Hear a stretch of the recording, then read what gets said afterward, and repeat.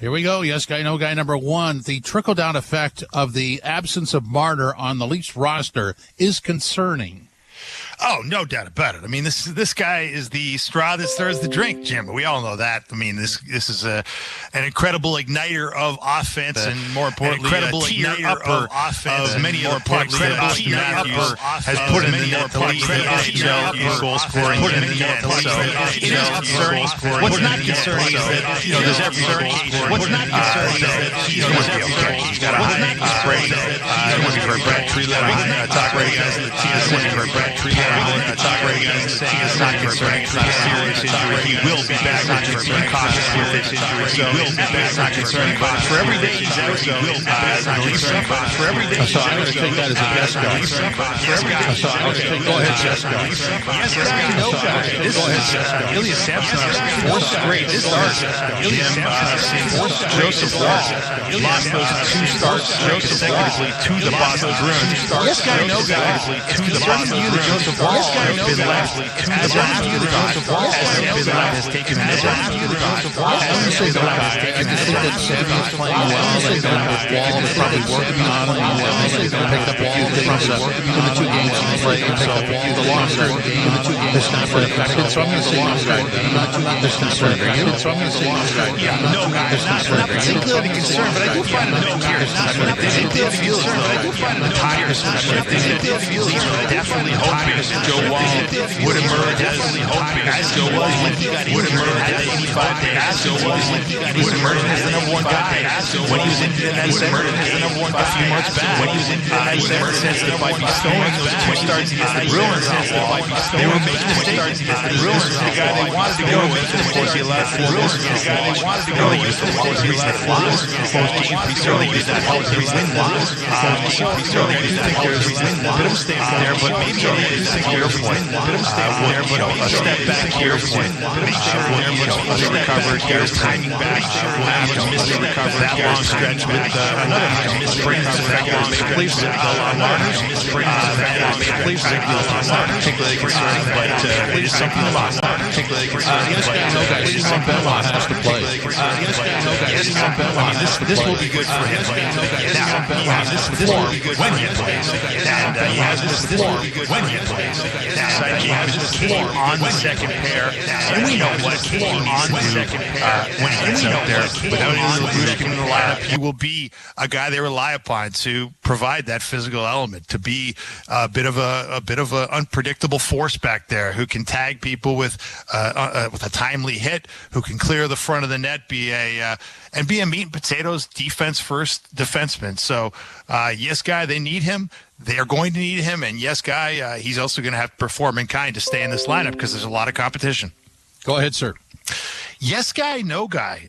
When you look at the prospect that Brad Treliving laid out down at the GM meetings that, hey, the Leafs have been scouting a lot of NCAA players, Jim, there's the possibility of the second coming of Matthew Knies. By that, I mean somebody they sign in the lead up to the playoffs who could, like Knies, contribute to this lineup in the playoffs. Yes, guy, no guy, you like the idea of potentially filling a need with an NCAA player.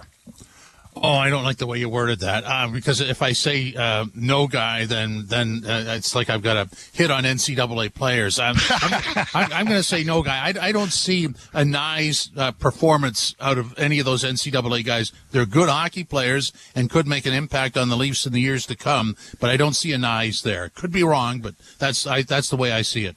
Yeah, it is a bad question in a lot of ways. Tisk to me for asking it because I agree with you. I'm a no guy as well because, look, Knies is a special talent. He had a man's body. First round pick. Yeah. First, exactly. A really special player, and obviously he's been able to,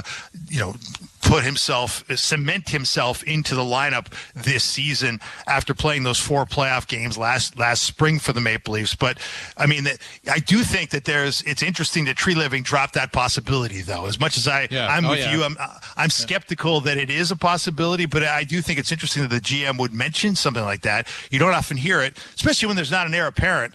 And, although they did acquire that Cade Weber, the big 6'6" defenseman out of Boston University that people people are raving about. Doesn't shoot right, unfortunately, Jim, another lefty. So if he was a righty, I'd be a little more optimistic that Cade Weber might find himself Maple Leaf in the Maple Leafs lineup after the college season is over, whenever that may be.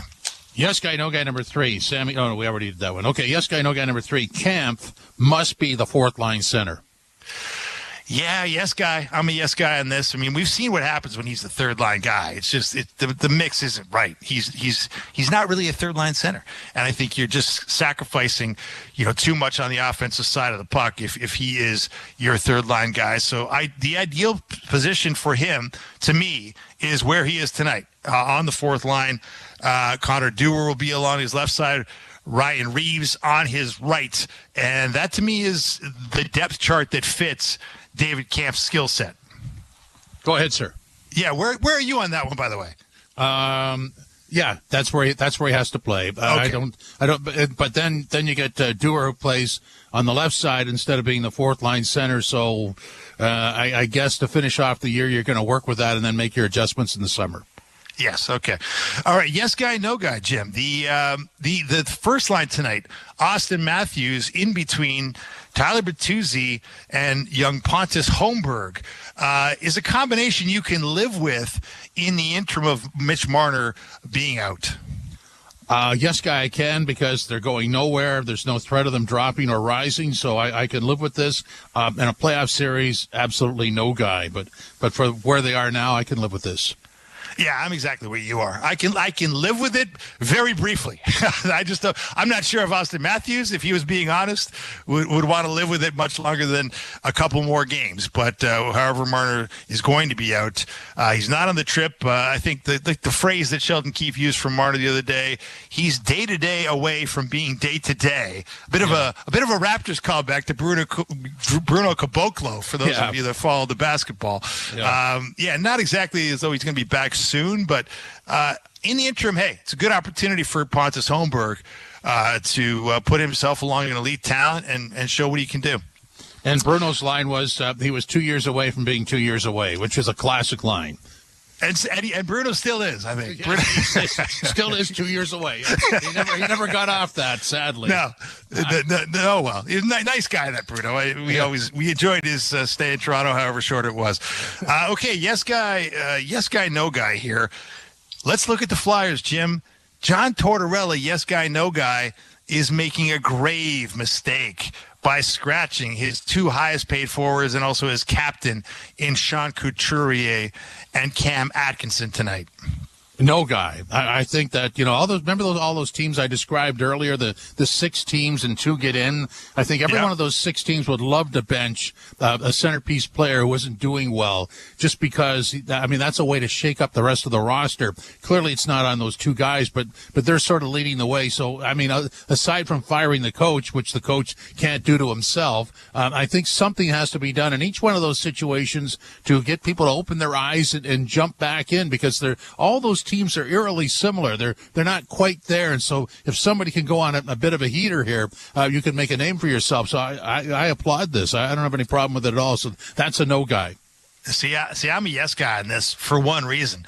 I heard Sean Couturier, and I did not like what I heard from Sean Couturier, because he essentially said he's not clear what the heck the coach is asking for. And the fact that he, as the captain of this team, is talking about a communication discombobulation with the head coach. If there's not a good line of communication between the coach and the captain's not sure what the coach wants, and the captain is wondering, scratching his head why he's being scratched, I have no problem with scratching him. You better tell him why and get specific, or you got a big problem. And I think John Tortorella's got a big problem on his hands here with this move. And as I said, he's either going to start winning some games, or he is going to have lost this room.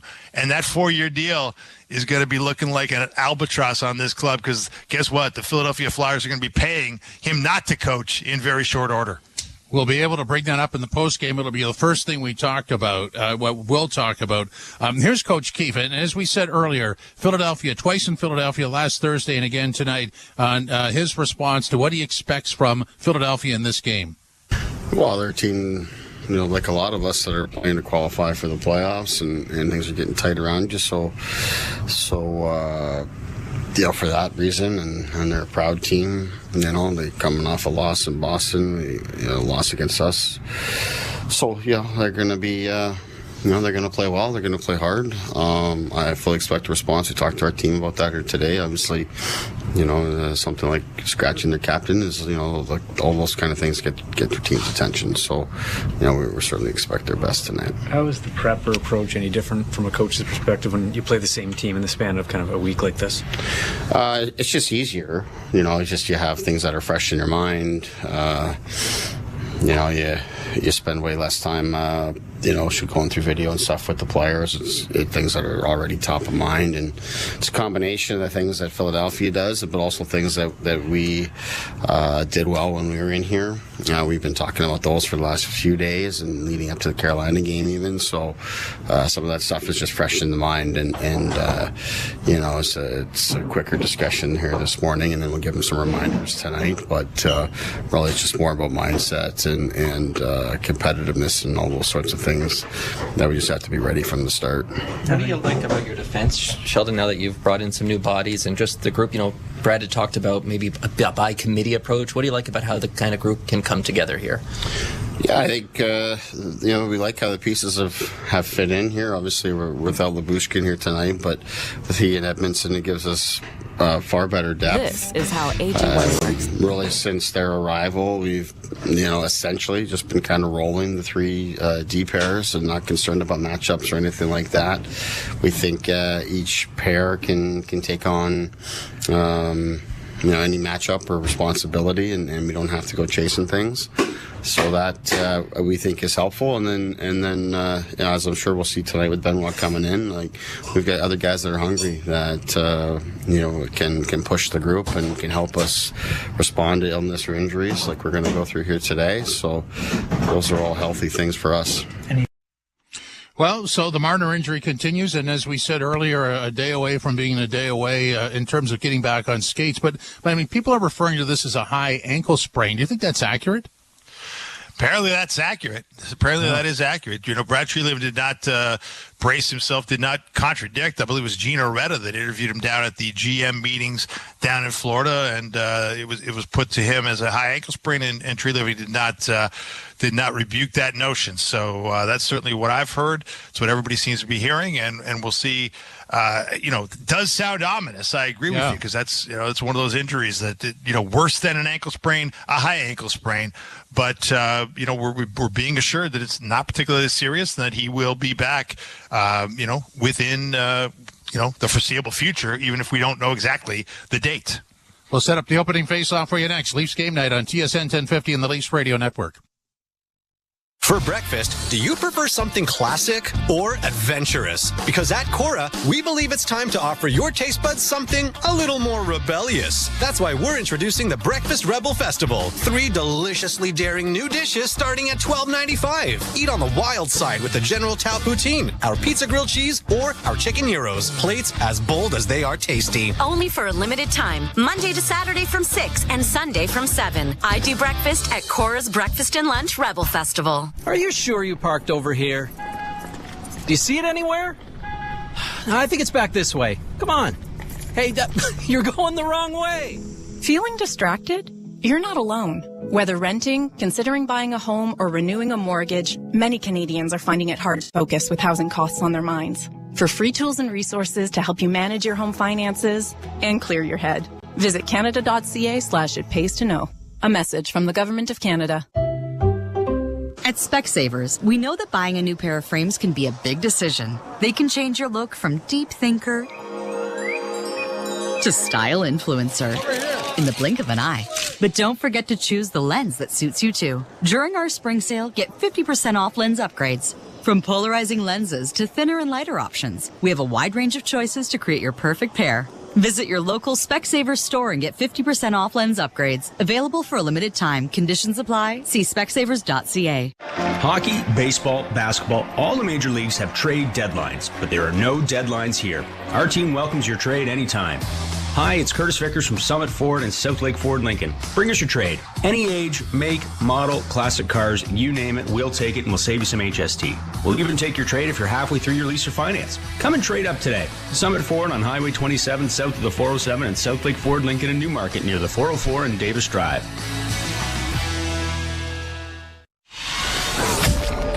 The Leafs on the road for 2 on consecutive nights. Tonight in Philadelphia, tomorrow night in Washington. Leafs looking to get back on track after several blown leads and a shootout loss at home to Carolina Saturday night. Tonight, more shuffling due to sickness and injury. Then the only question is, will this new look pay off? Well, let's find out. Molson Canadian Leafs hockey starts now. It's time for Molson Canadian Leafs hockey on TSN 1050 and the Leafs Radio Network. The Leafs live here. Welcome to Molson Canadian Leafs hockey on TSN 1050 and the Leafs Radio Network. Jim Taddy and Dave Feschuk from the Toronto Star reporting. Joe Bone and Jimmy Rouse standing by, getting their accounts and descriptions ready for the Leafs visiting the Flyers. Action from the Wells Fargo Center in Philadelphia. The starting lineup is brought to you by Molson. Whether it's Canadian, Ultra, Export, or Excel, there's a Molson with your name on it. Here's the Leafs starting lineup. Matthews will center Holmberg and Bertuzzi. Domi will center Nylander and McMahon. Tavares centering Robertson and Nyes. Camp centering Reeves and Dewar on the blue line because Lyubushkin is out. Riley, Brody, Benoit, McCabe, Edmondson, Liljegren, and Samsonov starts in goal. Dave Feschuk, what do you make of all that? Well, we heard Sheldon Keefe today talk about how this state of affairs here with Mitch Marner out, with Calle Jarnkrok out and weeks away, according to Sheldon Keefe. It's not particularly a great situation for the Maple Leafs, but it's a very good situation for Toronto's depth pieces, depth players. And I'm looking at guys like Pontus Holmberg, who's going to get to play with Austin Matthews again up on the first line with Tyler Bertuzzi. And more specifically, I'm looking at Nick Robertson. You know, he made a big stink, I would say, about being unhappy that he'd been scratched of late, gets back in the lineup against Carolina, scores a goal, but you can't stop there. You got to keep it going. Tonight he's playing alongside John Tavares and Matthew Nyes, as he did the other night. He's got to continue to seize this opportunity because he may not get another one if he doesn't. You know, with Matthews centering Holmberg and Bertuzzi, I'm just wondering for Austin Matthews if he doesn't sort of find something else in his own game that maybe changes how he plays to fit in with these two guys. Well, it's interesting, man. When he was a younger player, I believe he opened up a training camp talking about how he'd like to finish with more assists than goals at one point in his career. He's a long way off from that right now. He's got a heck of a lot more goals than assists. But you're right. Maybe, you know, without his main trigger man, Mitch Marner, around, maybe he's got to be a little more of a facilitator than a goal scorer, even though, hey, guy's got 55 goals. We know he's a goal scorer. Only got 27 assists this year. I'm not criticizing that, but I'm just pointing it out. With Tyler Bertuzzi being a guy who's, you know, catching a bit of fire as a goal scorer of late, and with Holmberg around, maybe he could turn that into a little more of a facilitator role, along with being obviously the Leafs' number one offensive producer. And Dave, I'm fascinated with the I'm going to call it the middle six. Domi between Nylander and McMahon, and Tavares between Robertson and Nyes. I mean, it's almost like line 2 and line 2A, isn't it? Yeah, it really is. You can take your pick there. I mean, look, there's every time Max Domi lines up at center, there's going to be questions about, hey, can you do it on both ends of the ice? So that line with Domi, McMahon, Nylander, we know they can produce. You know, McMahon obviously has earned himself a nice contract extension as a goal scorer. Nylander, obviously, you know, we know what he can do. Max Domi, we no doubt about his speed and ability as a playmaker. Can they play a 200-foot game tonight? That's going to be the question. And the other one, Tavares, Robertson, Nyes. Tavares has got to keep going here. He's had a bit of a difficult year. Let's face it, for an $11 million player to be a third-line centerman, not ideal. But he's picked it up of late. I think you've seen a marked improvement in his game, and he's got to continue to elevate this line with these two young players.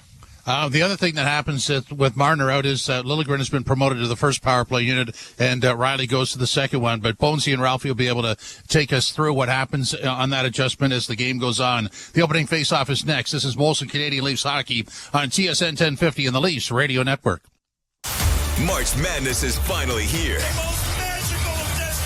For the best analysis and coverage of the NCAA tournament. Tune into Sirius XM College Sports Radio. Oh, he bangs it home! From the title contenders to the Cinderella teams, we've got you covered through the National Championship in Phoenix. We really don't know how teams are going to respond in March. It's all on Sirius XM College Sports Radio, Channel 84, our Power 5 conference channels 371 through 375, and the all-new Sirius XM app. The Power Play with Steve Coulias. Toronto, they don't have a face card. Like, they don't have an ace. Morgan's a jack. They have so many non-face cards that these guys are going to have to bullpen by committee, because the real truth is this: they got a good forward group. But if you don't defend against Boston and Florida, you're not seeing Boston or Florida in round 2. That's the exam, and the test will be on this defense. The Power Play, weekdays 3 p.m. Eastern on NHL Network Radio, Sirius XM 91, and the Sirius XM app.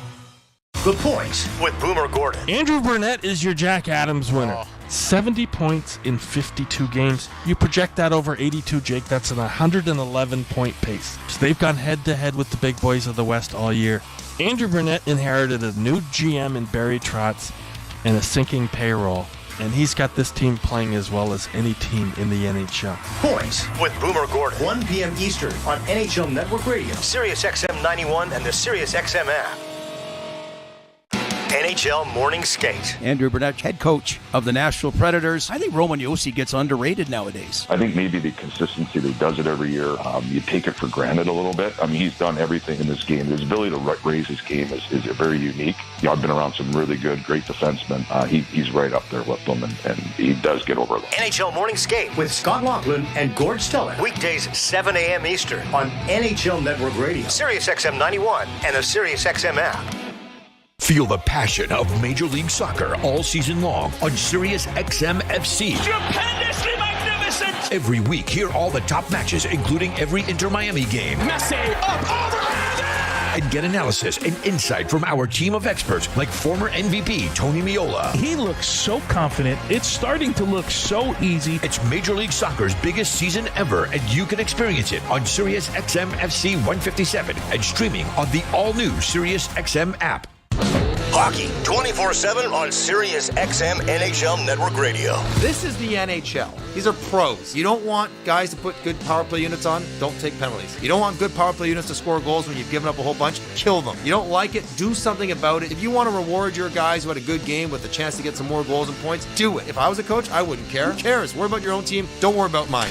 Sirius XM NHL Network Radio. Sirius XM 91. And on your schedule with the Sirius XM app.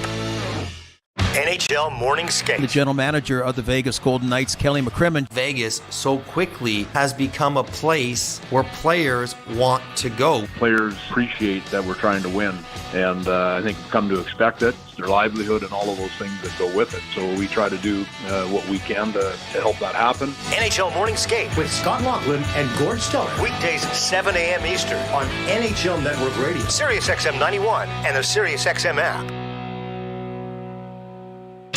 The biggest names in the game. Trying to get behind Ristolainen, walks in, put it between his legs, shoots it, score! NHL play-by-play on Sirius XM. The Leafs and the Philadelphia Flyers colliding in the city of brotherly love for the second time in less than a week. And a lot of changes for John Tortorella and the Philadelphia Flyers. Sean Couturier, Dennis Gurianov, Mark Stahl, and Cam Atkinson are all out of the lineup after playing against the Leafs just about a week or so ago. So the Leafs to the left and the Flyers to the right.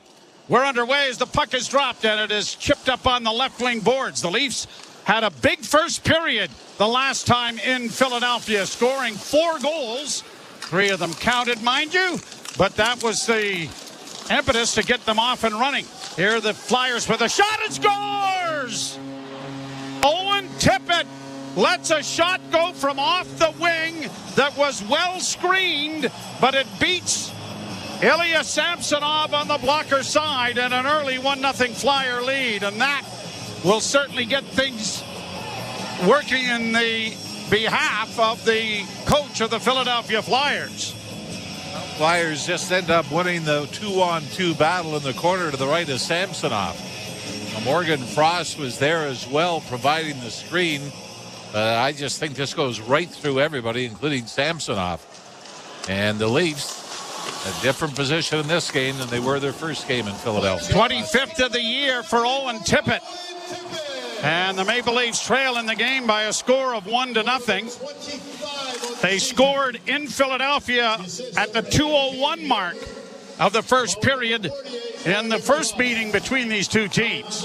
Played along the boards and into the corner. Flyers in their black jerseys, the Leafs in their road whites. The puck along the boards is pushed out into the slot, and the Maple Leafs are able to bounce it out at center ice as Holmberg gets it down into Flyer territory.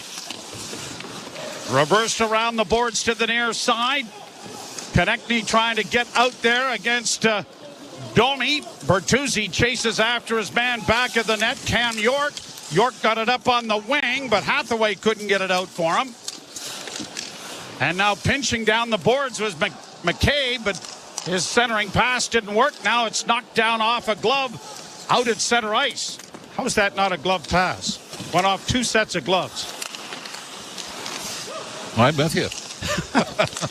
Played into the slot area. Knocked back in by Edmondson.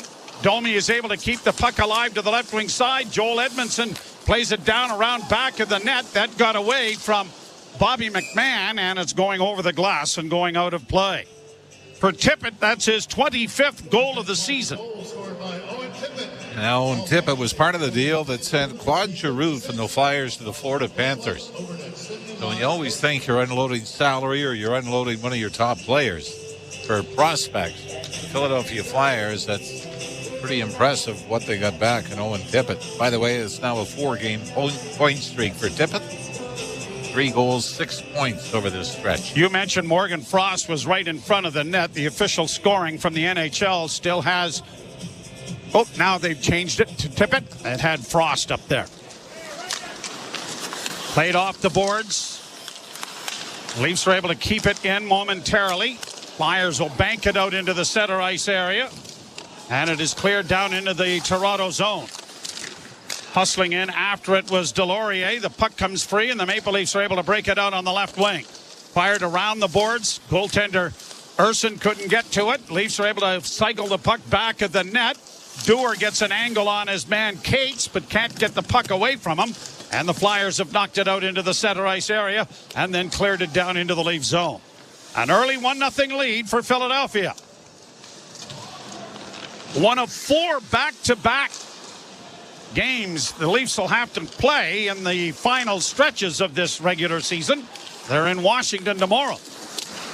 Played around the boards by Holmberg. Bertuzzi couldn't come up with it. McCabe has pinched to keep it in. Bank pass back for Matthews. Quickly over on the far side. Simon Benoit back into the lineup tonight with Ilya Lyubushkin nursing some hurts. At the point, a shot by McCabe, and that was a good screen, but Urson got a good look at that low and was able to get a pad in the way. A glove pass then from Benoit is whistled down, and there'll be a face-off coming in the center ice area. Tippett from York and Frost at 19 seconds. Well, believe it or not, April 12th, 2019.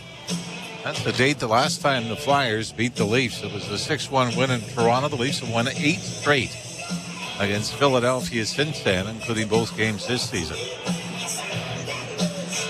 It is funny, the streaks, isn't it? Now the Leafs, who had winning streaks against the Bruins, are now on a losing streak against Boston. How about Arizona? Arizona turned that one around. St. Louis? Yep. Yeah, it is amazing, and you can't really come up with an answer other than figures don't lie. Liars can figure. Tippett carries down into the Leaf zone. It comes over on the near point for York. His pass goes down into the corner.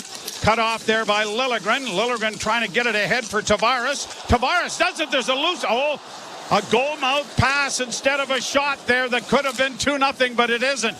Boy, this is the line that was on the ice for the Philadelphia goal earlier. Played ahead for Konechny. And he's going to carry back into his own zone. You think about all of the changes that John Tortorella has made, including benching his captain. And you say to yourself, Well, this is either going to be a rallying point or an implosion. And a deflection there goes right off the Leaf goalpost.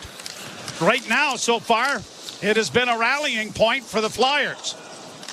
Pass ahead for Nylander. He's going to backhand it in. Was taken down there by Zamula. The puck comes around the boards on the near side.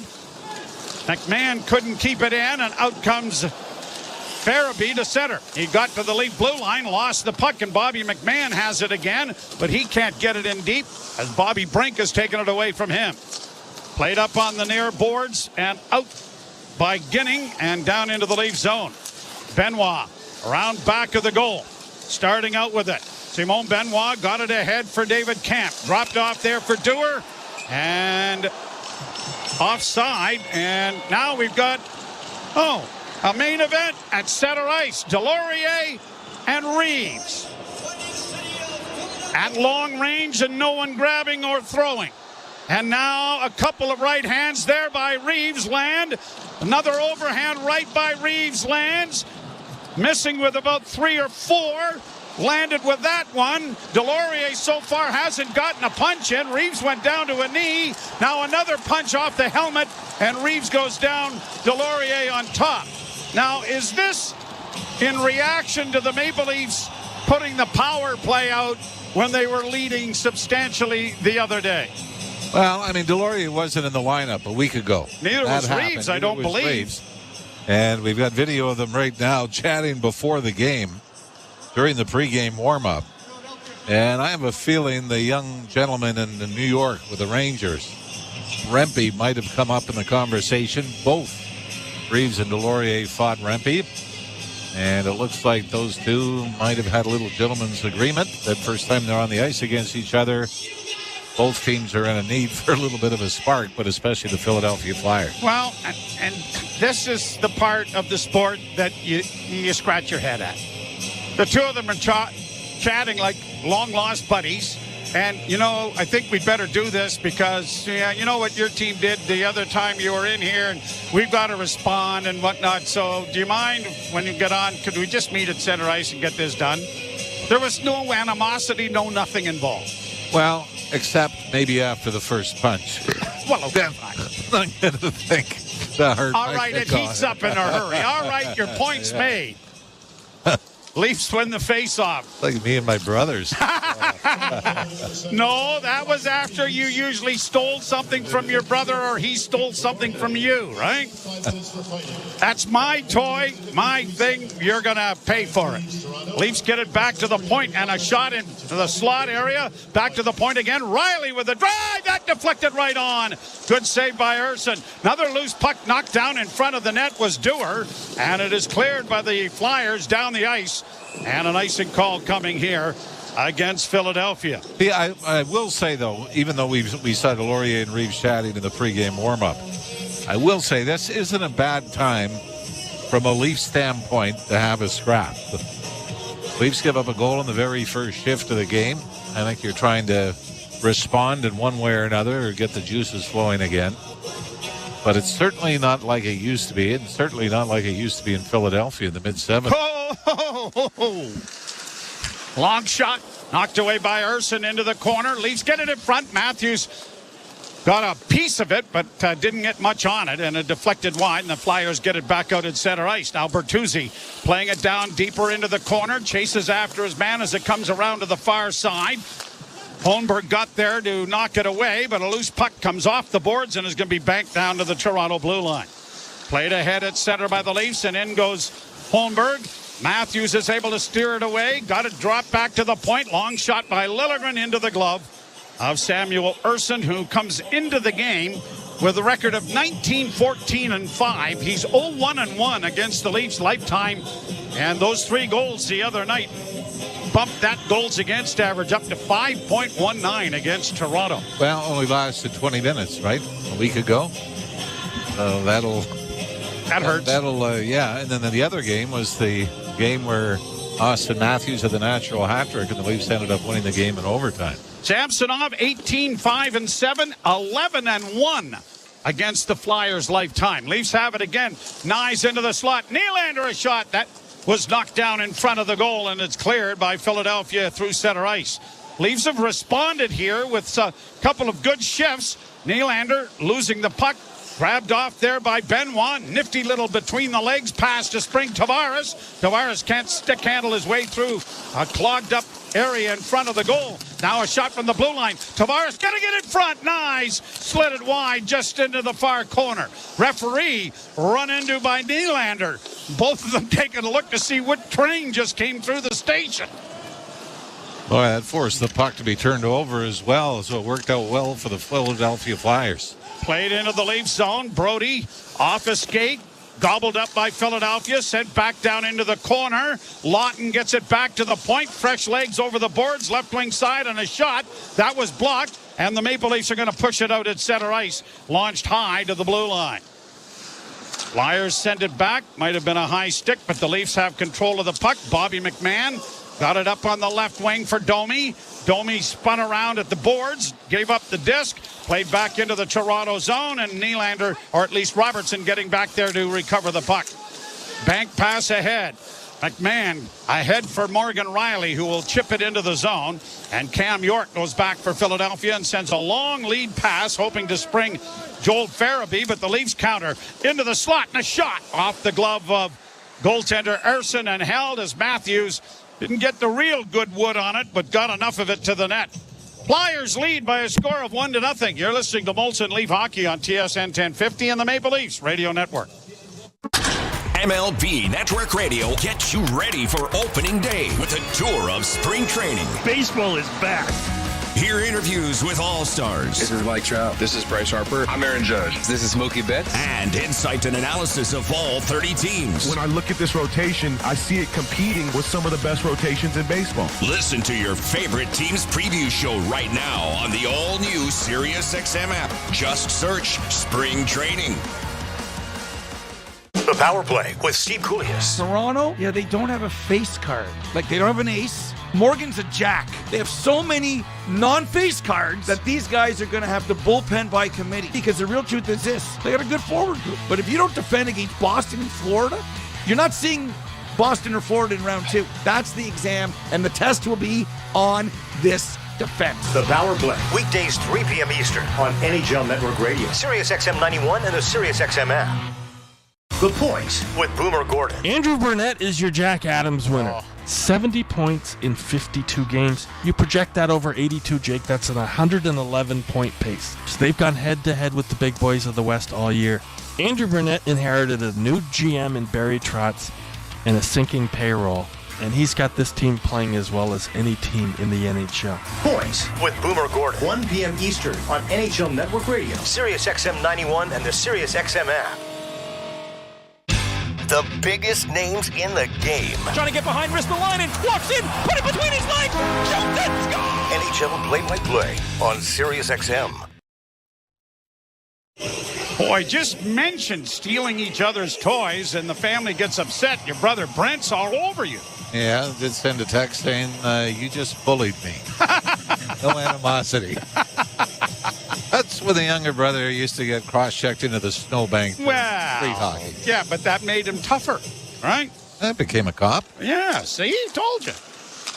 Leafs unable to keep the puck in. Flyers get it out at center. Off the wing, Paling getting it down into the Toronto zone. Liljegren getting along the boards. The Flyers have scored on their only shot on goal. And the Leafs have had 3. Matthews across the line, had it knocked away, cleared out at center. And Liljegren will get to the red line and launch it high down in back of the Flyer goal. York got it around the boards, and the Flyers break out on the right wing. Trying to drive the net was Owen Tippett, but it went wide into the near corner. Tippett comes out of the corner to get it back to the point. Zamula to the far side, a shot knocked down, and I think the official thought that Samsonov had caught the puck. And now we've got Garnet Hathaway and Bertuzzi shoving a little bit at the side of the goal. Flyers currently find themselves in 3rd spot in the Metropolitan Division, 76 points. But they're in a Tough situation. Washington was 75, trying to supplant them in the Metropolitan Division. And New York Islanders are hanging around as well. 73 points. Buffalo came up with a big win in Seattle last night. They have 71, but they're trying to catch either Tampa or Washington. Yeah, a big loss for the Sabres was against the Red Wings. Oh, that was huge. That was huge, yep. But then the Red Wings, who won that game to end a losing streak, turn around and lose again. So Detroit is with 74 points, one out of a playoff spot. And 2 weeks ago, it looked like the East was set. Yeah. Didn't look like anybody, but then you have the Red Wings lost 6 in a row. The Islanders won 5 in a row. The delay, Samsonov getting some equipment adjusted here, and both officials, who we can introduce now, as Brendan Blanding and Francois Charron. Kyle Bilmington and Jess Marquis are the linesmen. Now, you and I both talked about this as well with John Tortorella's decision to bench Jean Couturier. He's your captain. He's your highest paid player. And you're at a critical point in the season. He did play a season low in Boston, the loss to the Boston Bruins the other night. Only 11 minutes and 10 seconds. Shot to the side of the goal, and that got through, and Samsonov is able to cover up on it. Since January the 1st, the Maple Leafs are have the fourth best winning percentage in the National Hockey League. And a lot of that is Ilya Samsonov, who literally resurrected his A, season, B, career, to start playing the way he did a year ago. And even through it all, his winning percentage is ridiculous, right? It was the save percentage, goals against average, and various other things. Here are the Flyers getting it back to the point. Eric Johnson sends it around back of the net. It comes up on the near wing. Nylander couldn't get to it ahead of Igor Zamula, and now off the boards. Nylander can't get it by Zamula again, who stepped in and rifled it off the shoulder of Samsonov. Leafs get it out at center. Nylander in on the left wing. Little stutter step around the boards. He's trying to find a defenseman off the bench, and that's McCabe. McCabe taken to the wall into the corner. Trying to find a way to get it back of the net. Couldn't get it far enough to find Nylander. And the Flyers will poke it out at center ice. Tavares going back into his own zone. For Benoit, back to the captain. Tavares skates through center, then curls at the red line. Dishes off on the left wing to McCabe. He'll send it diagonally into the right wing corner. And it's quickly set out and down the ice by Philadelphia, which will result in a face-off after an icing. Back in the Flyer zone. Boy, there is a time. If you start to circle back at center before dumping it in, what we just saw, you got two guys standing at the blue line waiting, so you've got no momentum to get in on the forecheck. And the Leafs are kind of fortunate that the Flyers ice the puck after the easy retrieval. Good save by Samsonov off Zamula, who stepped in. Puck down in the Flyer zone. 1-0 Philadelphia midway through period number 1. A pass in on the left wing and fired high there by Sandheim. Puck along the boards on the far side. Sandheim centers again, a backhand short side off the stick of Joel Farabee. But Samsonov was hanging on to that post and is able to make a save.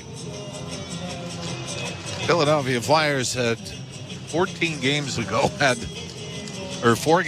were coming out of a 4-game winning streak. And since then, in the 14 games since then, just 5-7-2.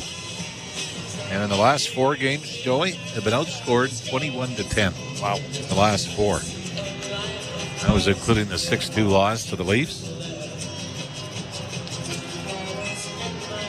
Cates facing off with David Camp. Delorier and Reeves have finished with their major penalties. Point shot high over top of the Leaf goal.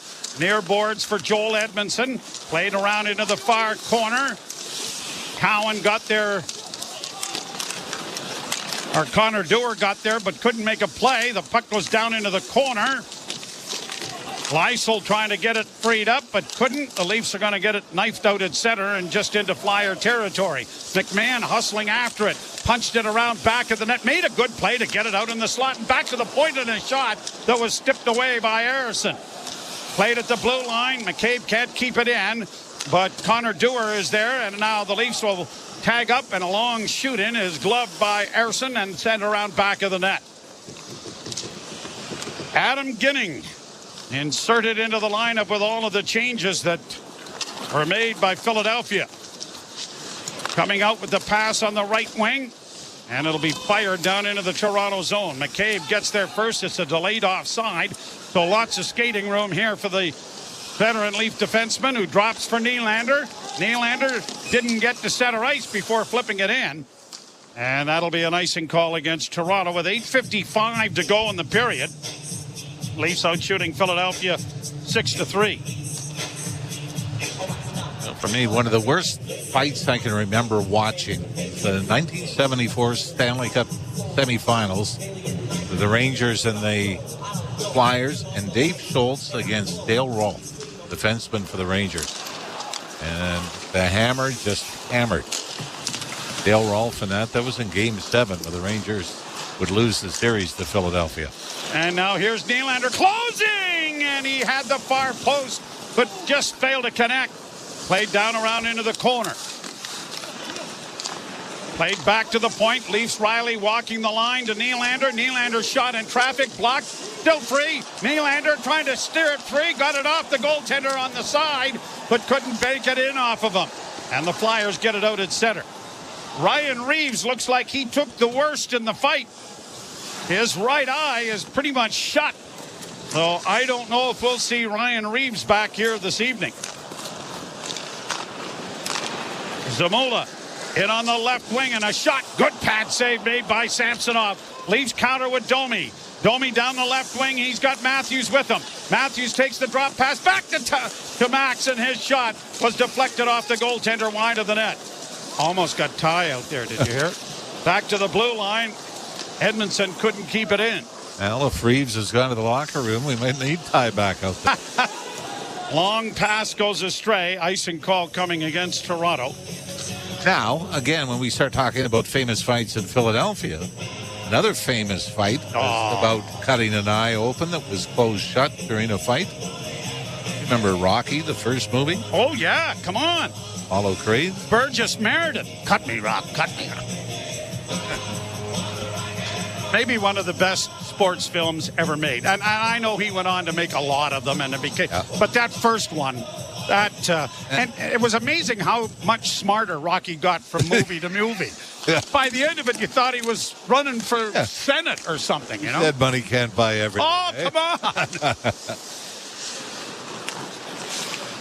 But what's amazing is how Sylvester Stallone got it made, and he had a lot of people wanting to buy the script without him in it. Mm-hmm. Including Chuck Wepner. The Bayonne Bleeder, who apparently, well, everybody believes the movie was about. Right? Or at least was the impetus to the movie and the script. Leafs with it in their own zone. Lead pass at center. Robertson dropping it off, and a shot by McMahon went just off the goal post and went wide on the short side. McCabe stands his man up at the blue line, and Benoit brings it back into his own zone. Philadelphia has responded now with 7 shots. The Leafs with 6, including that goal post. Well, not including the goal post because it doesn't count as a shot on goal. Played to the line, but not out. Benoit trapping, works down the left wing board, centers! Oh, and David Camp was right in position and just didn't get his stick at all to redirect that. Brought back in over the line by Leixel. Ole Leixel goes around back of the net. Leixel gets it back to the point. A shot, rebound. Oh, that was blocked in front of the net by Brody, who was sprawled out along with goaltender Samsonov. Boy, that looked like a tap-in, didn't it? Did it ever?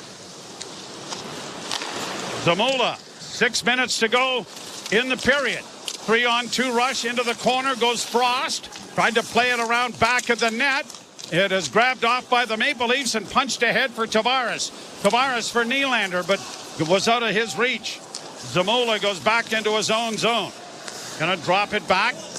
Both teams are trying to get a change in with 5:40 to play in the first period. And the Flyers leading 1-0. Played out at center ice. To the Leaf blue line. Broken up there. Liljegren, bank pass to center to Nylander. Nylander, long left wing feed for Bertuzzi. Backhanded around back of the net. Tavares couldn't come up with it. And it is knifed high out to the Leaf blue line. Edmondson got it ahead, but it hit the back of Bertuzzi. Brought in now by the Flyers, and a shot whistled wide by Owen Tippett. He has the goal. Brought in now by Cam York, a shot. Goal post there. Loose puck to the side of the goal. Goes around back of the Toronto net. Back to the point. Sandheim couldn't keep it in, and it's whistled down offside. Boy, two posts that almost both hit the exact same spot on the goal post to the left of Ilya Samsonov.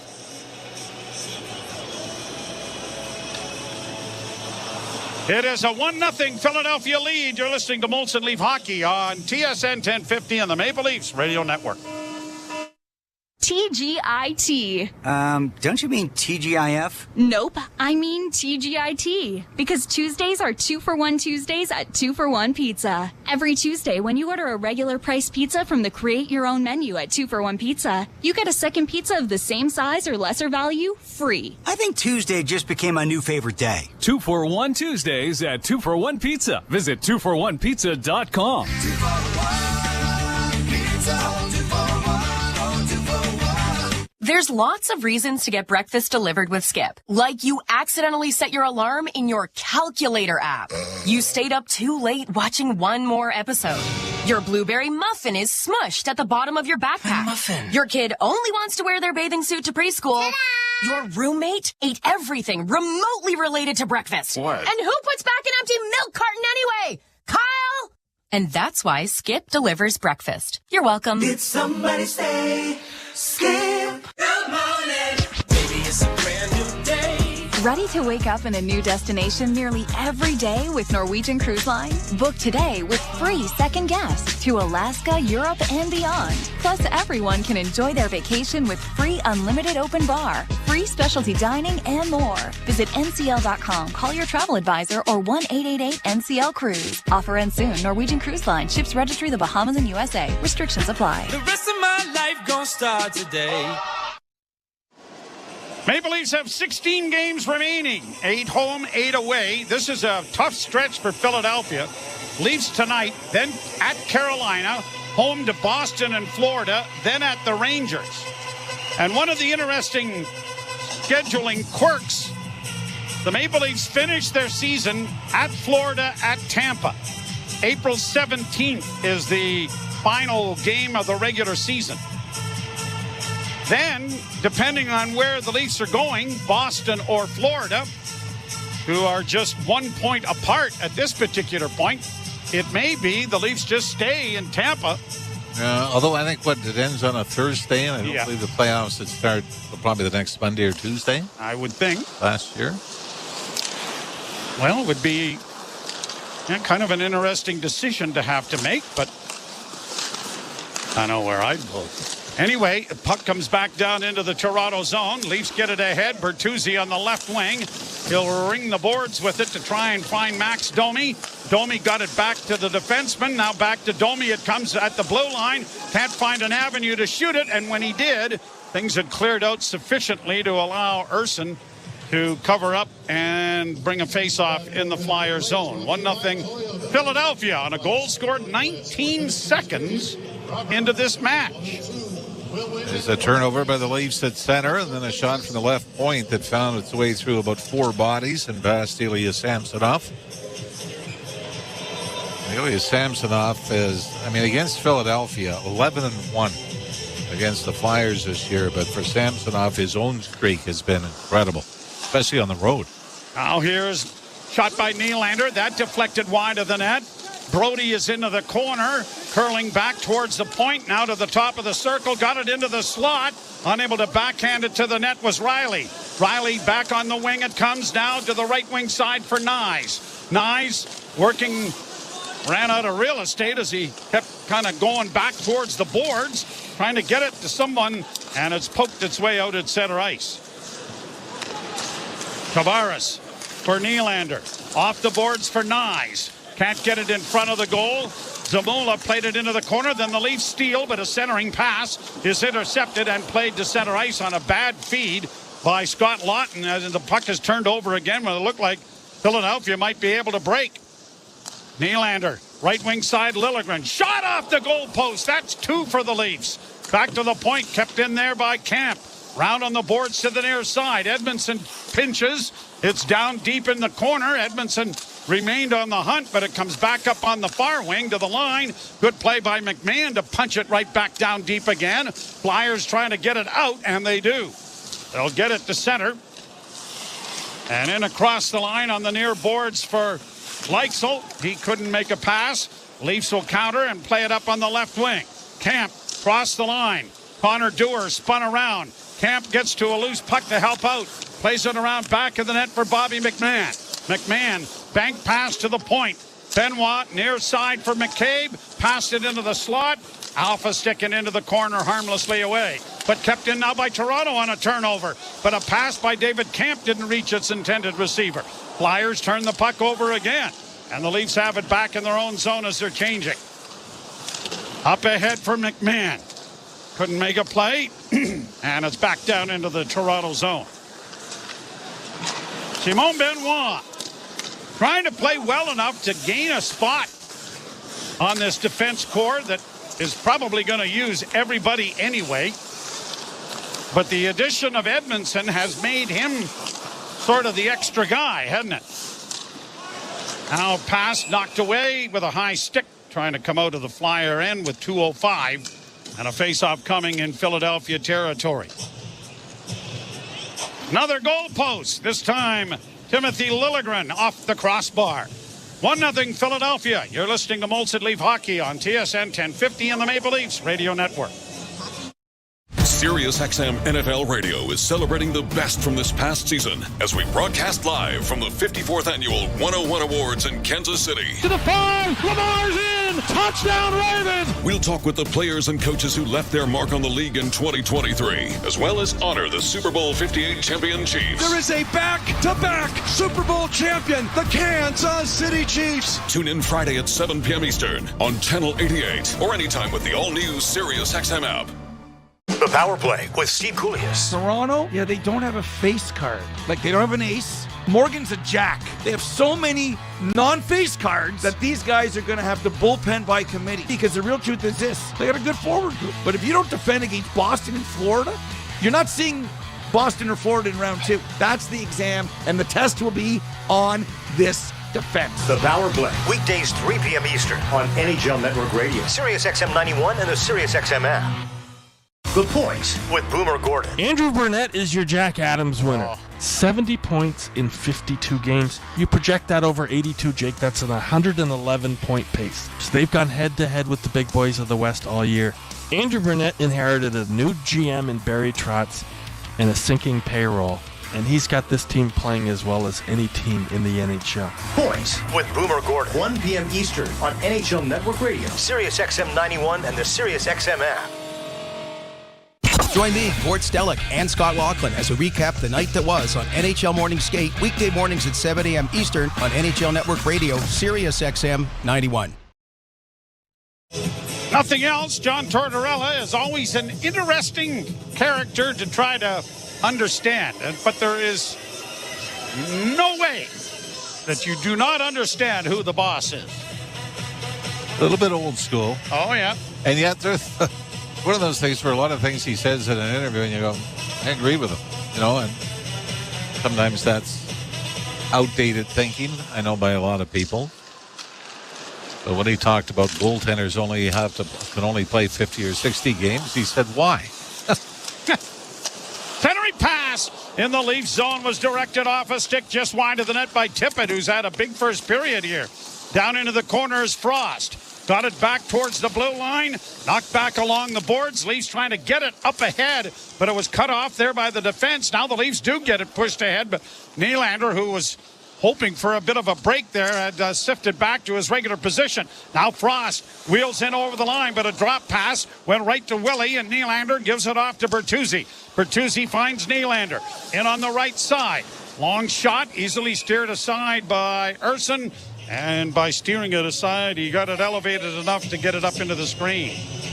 And one of the questions when we were talking about John Tortorella, he was asked about goaltenders, and they say they can't play back-to-backs and they play too much. And John Tortorella brought up the pitch count in baseball. He said 100 pitches. Somebody said that's the mark now. Guys can't throw more than 100 pitches in a game. And he said, I think we give athletes reasons to be tired. And being of the old school, I'm going, I kind of agree with that, although I'm sure there's all kinds of data out there that would say, no, that's incorrect. Icing call here. Well, when you consider Glenn Hall is the benchmark, right? And they weren't on chartered airplanes after games either. Now they weren't playing 82 games a season either, but they were playing a lot of back-to-backs. Saturday, Sunday afternoon on the train. Yes. And Glenn Hall never played a game without throwing up before it, so he was playing a little light. Bertuzzi and Domi working into the corner, far side, back to the blue line. Riley for Liljegren off his skate. He can do nothing more than to turn and try to play it into the corner, but it got elevated off a stick and goes into the screen. And a face-off coming late in the period here for the Leafs. By the way, Tortorella, this is his first game back. He was suspended 2 games for refusing to leave the bench when he was tossed out of a game. I was once fined for refusing to stay on the bench. But not by the league. No. That was a team-imposed fine, I believe. Get the hell back here. Yeah. Played out at center ice and down into the Toronto zone. That went wide of the Leaf goal, but there's no icing. And Riley, with 33 seconds left in the period, gets it ahead at center. 1-0 Philadelphia. Nyes dumps it into the left wing corner, went after it. Goal came 19 seconds into the frame, and the Leafs have it back in their own zone again. Brody to Riley, got it ahead. McMahon can't get it in over the line. Tavares turns with a pass to Riley. Up ahead on the left wing for Brody. That's turned over. 6 seconds left. Flyers back in with a pass. And a diving play by Nyes. Just did get a stick on that to break up the rush and prevent the Flyers from scoring in the last few seconds as opposed to just the first few seconds of this period. Well, and we saw against Carolina that it's been a problem for the Leafs giving up goals late. They gave up one with 2 seconds to go in the second period of the Hurricanes Saturday, and then 2 in the final 2 minutes of regulation to send it to overtime. So the Leafs trail 1-0 on a goal by Tippett from York and Frost. 19 seconds into the period. We'll step aside. Jim Taddy and Dave Feschuk along with our first intermission. You're listening to Molson Leaf Hockey on TSN 1050 and the Maple Leafs Radio Network. The 2024 election on Sirius XM. To fight for our democracy. That's been the work of my first term. Thrilled to be back with thousands of proud American patriots. Where every voice matters. I'm as far left as you can get. This president has not complied with his oath. Left, right, center, decided, or undecided. We have to use our voices. We have to stand up for what we believe. The only place for every perspective and your voice about your vote on Sirius XM. The Power Play with Steve Coulias. Toronto, they don't have a face card. Like, they don't have an ace. Morgan's a jack. They have so many non-face cards that these guys are going to have to bullpen by committee. Because the real truth is this. They got a good forward group. But if you don't defend against Boston and Florida, you're not seeing Boston or Florida in round 2. That's the exam, and the test will be on this defense. The Power Play. Weekdays 3 p.m. Eastern on NHL Network Radio. Sirius XM 91 and the Sirius XM app. The Point with Boomer Gordon. Andrew Burnett is your Jack Adams winner. 70 points in 52 games. You project that over 82, Jake, that's an 111-point pace. So they've gone head-to-head with the big boys of the West all year. Andrew Burnett inherited a new GM in Barry Trotz and a sinking payroll. And he's got this team playing as well as any team in the NHL. Points with Boomer Gordon. 1 p.m. Eastern on NHL Network Radio, Sirius XM 91, and the Sirius XM app. NHL Morning Skate. Andrew Burnett, head coach of the Nashville Predators. I think Roman Josi gets underrated nowadays. I think maybe the consistency that he does it every year, you take it for granted a little bit. I mean, he's done everything in this game. His ability to raise his game is very unique. You know, I've been around some really good, great defensemen. He's right up there with them, and he does get over them. NHL Morning Skate with Scott Laughlin and Gord Stellick. Weekdays 7 a.m. Eastern on NHL Network Radio, Sirius XM 91, and the Sirius XM app. Hey Toronto, I'm David Morsuti, host of the daily Toronto Maple Leafs podcast, Locked On Leafs, part of the Locked On Podcast Network on the Sirius XM app. Every weekday, we bring you the latest Leafs news and analysis, break down all the action, including this game you're listening to right now, and preview the next one. We're giving you everything a Leafs fan could want, all in a daily 30-minute podcast. Download Locked On Leafs right now on the Sirius XM app, available with all trials and popular plans, or where you get your podcasts. Search Locked On Leafs. NHL Morning Skate. The general manager of the Vegas Golden Knights, Kelly McCrimmon. Vegas so quickly has become a place where players want to go. Players appreciate that we're trying to win, and I think have come to expect it. It's their livelihood and all of those things that go with it. So we try to do what we can to help that happen. NHL Morning Skate with Scott Laughlin and Gord Stellick. Weekdays 7 a.m. Eastern on NHL Network Radio, Sirius XM 91, and the Sirius XM app. Feel the passion of Major League Soccer all season long on Sirius XM FC. Stupendously magnificent! Every week, hear all the top matches, including every Inter-Miami game. Messi, up, overhand! And get analysis and insight from our team of experts like former MVP Tony Meola. He looks so confident. It's starting to look so easy. It's Major League Soccer's biggest season ever, and you can experience it on Sirius XM FC 157 and streaming on the all-new Sirius XM app. Join me, Gord Stellick, and Scott Laughlin as we recap the night that was on NHL Morning Skate, weekday mornings at 7 a.m. Eastern on NHL Network Radio, Sirius XM 91. Is on TSN 1050 and the Leafs Radio Network. The Leafs live here. It is Philadelphia 1, Toronto nothing after 20 minutes of play. TSN After 20 brought to you by your Ontario Subaru dealers. Unhibernate, redefine winter fun with Subaru all-weather capability. Visit your local Subaru dealer and welcome in uncommon winter confidence. So, Jim Taddy and Dave Feschak with you from the Toronto Star. The 1-0 went, go right back to the start, which wasn't a great start for the Leafs. That goal happens 19 seconds in. That was a lazy start, wasn't it?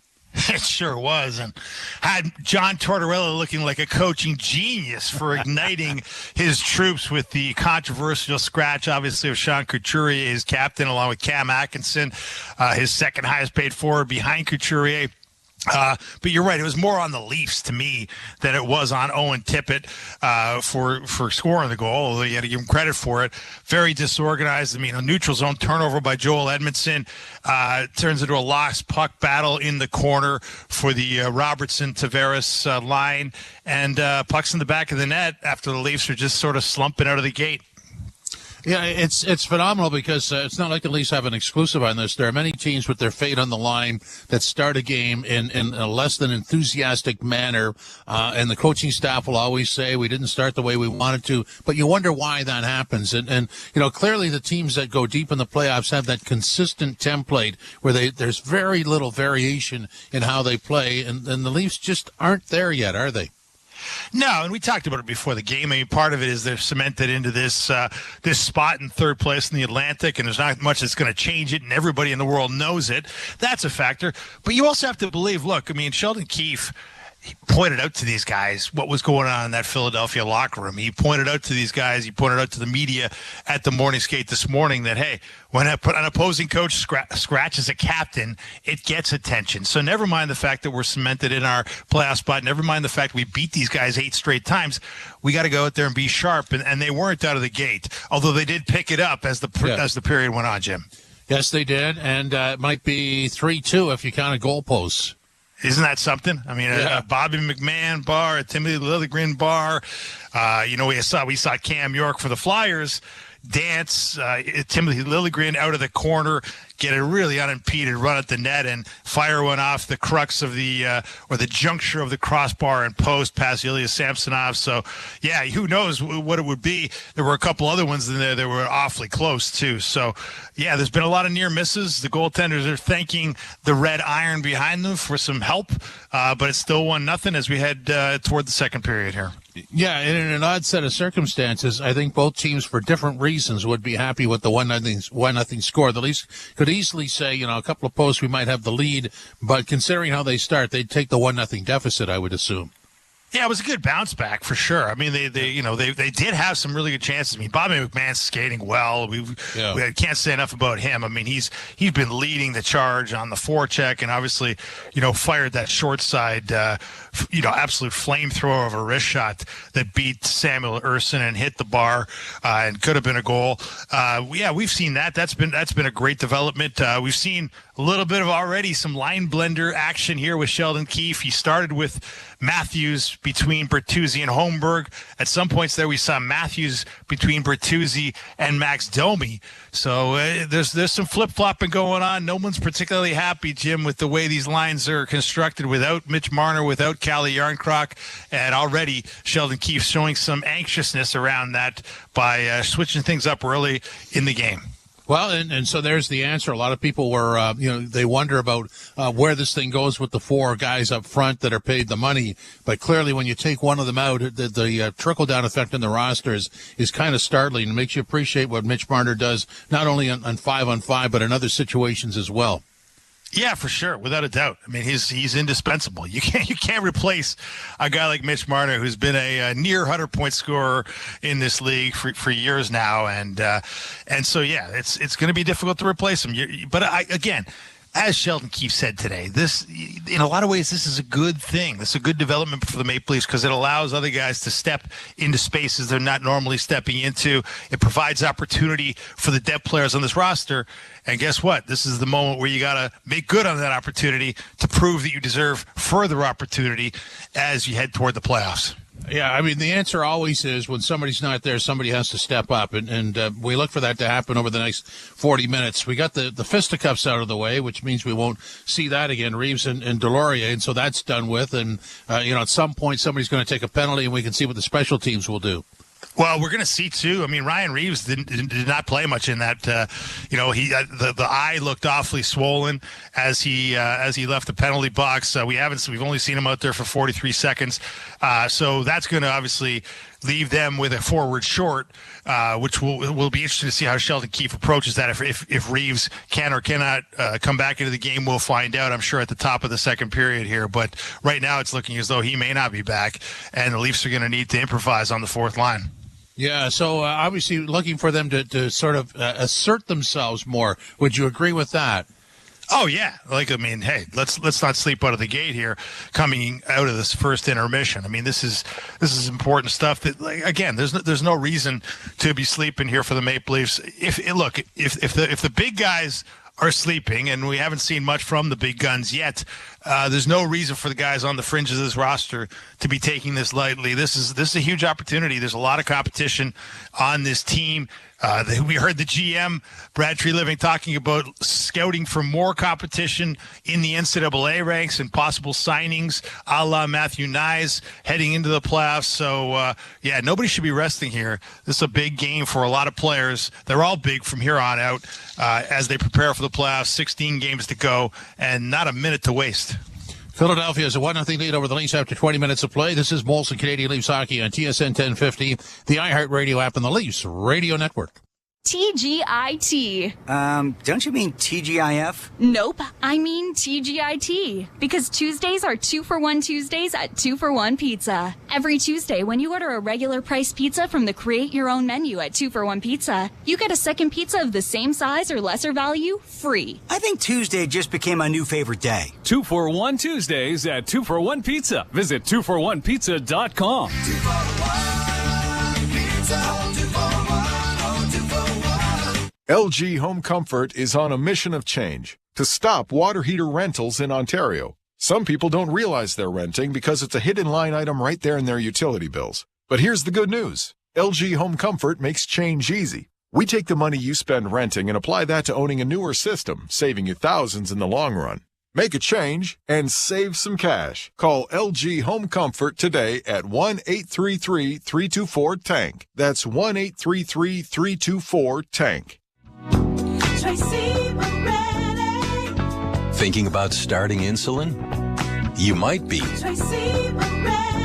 Tresiba is the #1 prescribed long-acting insulin by endocrinologists in Canada. Its flexible dosing means you can take once daily Tresiba at whatever time works best for you, with at least 8 hours between doses, even right after you test your morning blood sugar. Talk to your doctor today to see if Tresiba is right for you, and visit nowready.ca. There's lots of reasons to get breakfast delivered with Skip. Like you accidentally set your alarm in your calculator app. You stayed up too late watching one more episode. Your blueberry muffin is smushed at the bottom of your backpack. Muffin. Your kid only wants to wear their bathing suit to preschool. Ta-da! Your roommate ate everything remotely related to breakfast. What? And who puts back an empty milk carton anyway? Kyle! And that's why Skip delivers breakfast. You're welcome. Did somebody say Skip? In Scarborough, there's this fire behind our eyes. A passion in our bellies. It's in the hearts of our neighbors. The eyes of our nurses. And the hands of our doctors. It's what makes Scarborough, Scarborough. In our hospitals, we do more than anyone thought possible, with less than anyone could imagine. But it's time to imagine what we can do with more. Join Scarborough Health Network, and together, we can turn grit into greatness. Donate at lovescarborough.ca. Ready to wake up in a new destination nearly every day with Norwegian Cruise Line? Book today with free second guests to Alaska, Europe, and beyond. Plus, everyone can enjoy their vacation with free unlimited open bar, free specialty dining, and more. Visit ncl.com, call your travel advisor, or 1-888-NCL-CRUISE. Offer ends soon. Norwegian Cruise Line. Ships registry the Bahamas and USA. Restrictions apply. The rest of my life gonna start today. The Out-of-Town Scoreboard brought to you by Maple Toyota. Build your next dream Toyota at Maple Toyota and check out Maple Toyota's pre-owned inventory arriving daily. It is time to Toyota. Visit mapletoyota.com. 12 of the games tonight. Late in the first period, Jets and Rangers are scoreless. Midway through the first, Canes and Islanders are scoreless. After 20 minutes of play, Bruins 2-0 over Ottawa. At the end of the first period, Columbus 2-0 over Detroit. End of the first, Devils 1-0 over Pittsburgh. Getting set to start at 8 o'clock, Sharks visiting Nashville. Also at 8, the Avs visiting St. Louis. At 9, Montreal and Edmonton. At 10, the Wild visiting Anaheim. Also at 10, Chicago in LA against the Kings. And likewise at 10, Sabres in Vancouver against the Canucks. And also at 10, Tampa Bay visiting the Golden Knights in Vegas. In our game, Philadelphia 1-0 over the Leafs. This is Bolsa Canadian Leafs Hockey on TSN 1050 and the Leafs Radio Network. Baseball is back, and the Dodgers and Padres will begin the 2024 regular season on MLB's World Tour in Seoul, Korea. Here are the action, including Shohei Ohtani's Dodger debut on Wednesday and Thursday morning at 6:05 Eastern. Sirius 106, XM 175, or find your hometown broadcasters on the all-new Sirius XM app. Shohei Ohtani brings them to their feet. After the final out, talk about the game on MLB Network Radio, Sirius XM Channel 89, and the Sirius XM app. The Point with Boomer Gordon. Andrew Burnett is your Jack Adams winner. 70 points in 52 games. You project that over 82, Jake. That's an 111-point pace. So they've gone head-to-head with the big boys of the West all year. Andrew Burnett inherited a new GM in Barry Trotz and a sinking payroll. And he's got this team playing as well as any team in the NHL. Point with Boomer Gordon. 1 p.m. Eastern on NHL Network Radio, Sirius XM 91, and the Sirius XM app. Feel the passion of Major League Soccer all season long on Sirius XM FC. Stupendously magnificent! Every week, hear all the top matches, including every Inter-Miami game. Messi, up over and get analysis and insight from our team of experts like former MVP Tony Meola. He looks so confident. It's starting to look so easy. It's Major League Soccer's biggest season ever, and you can experience it on Sirius XM FC 157 and streaming on the all-new Sirius XM app. The Power Play with Steve Koulias. Toronto, they don't have a face card. Like, they don't have an ace. Morgan's a jack. They have so many non-face cards that these guys are going to have to bullpen by committee, because the real truth is this: they got a good forward group. But if you don't defend against Boston and Florida, you're not seeing Boston or Florida in round 2. That's the exam, and the test will be on this defense. The Power Play. Weekdays 3 p.m. Eastern on NHL Network Radio, Sirius XM 91, and the Sirius XM app. The biggest names in the game. Trying to get behind, wrist the line, and walks in, put it between his legs, shoots it, score! NHL play-by-play on Sirius XM. 1-0 Philadelphia. Goal by Tippett from York and Frost. 19 seconds into the first period. Second period will be brought to you by Molson. Whether it's Canadian Ultra, Export, or XL, there's a Molson with your name on it. Shots on goal favored Philadelphia 8-7 in that first period. Well, the out-of-town scoreboard, I know Jim Taddy already made mention of it. Columbus leading Detroit 2-0. But the Blue Jackets outshot the Red Wings in the first period 20-5. And who's trying to get into the postseason? Well, I mean, this is where, and we've talked about this before, when they come out with that list, the strength of schedule and everything else, to me, this is the time of year you throw it out the window. And you got teams and players that are out of a playoff spot and no pressure. Just get through it. Yeah, just go. Let's go out and have fun. Yep. And you're playing against guys that say, "My God, we can't lose to these guys. We've already banked these points and tried to move ahead." And boy, the way it's looking right now, somebody's going to back in the Eastern Conference. Ryan Reeves has not returned after taking a left hand to the eye in his fight with Delorier. And the Leafs defend the goal to the right as the puck is dropped. And Flyers to the left. The goalposts have played a prominent role in this game so far. Leafs have hit 2. Flyers have hit 1. Puck down back of the Flyer goal, trying to chip it out in front to Camp, who gets it back to the point. Brody walks the line, can't get it to the net. Now when he does send it in there, it's blocked. Cleared back on the boards, knocked down by Camp, who plays to the far corner. And Zamula will get it to the line and out at center ice. Camp, trying to play it back, was knocked down and is slow to get up. He's right at the Toronto bench. And it'll be played back down into the Leaf end.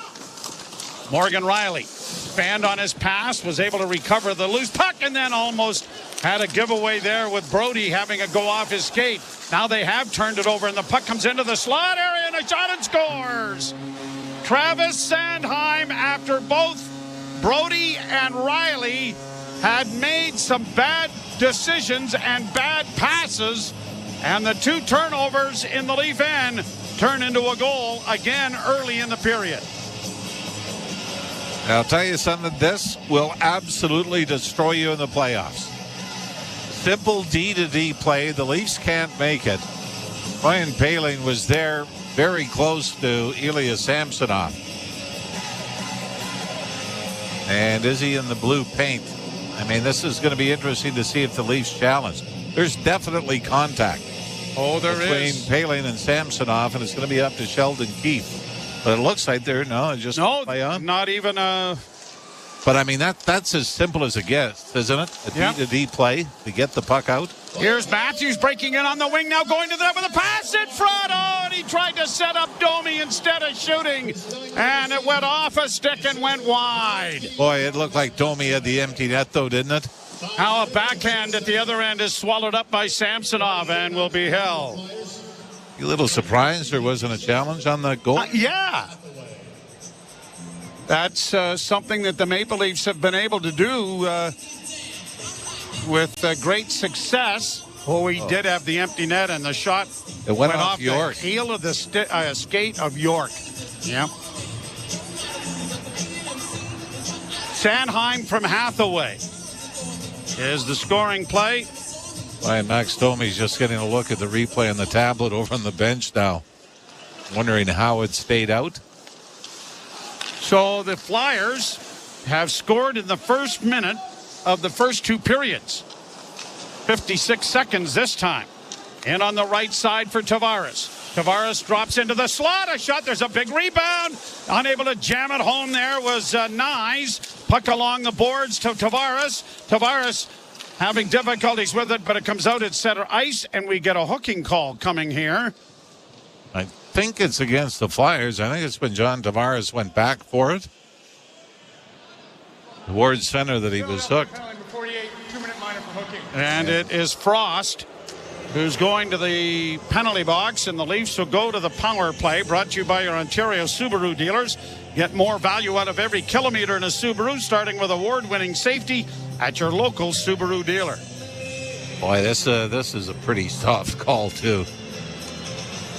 I mean, this is a split second. Stick gets up a little bit into the hands of Tavares, but Tavares was reaching for it. It's not like he had full control of it. But let's get this struggling Leaf power play going. 1 for 24 in their last 9 games.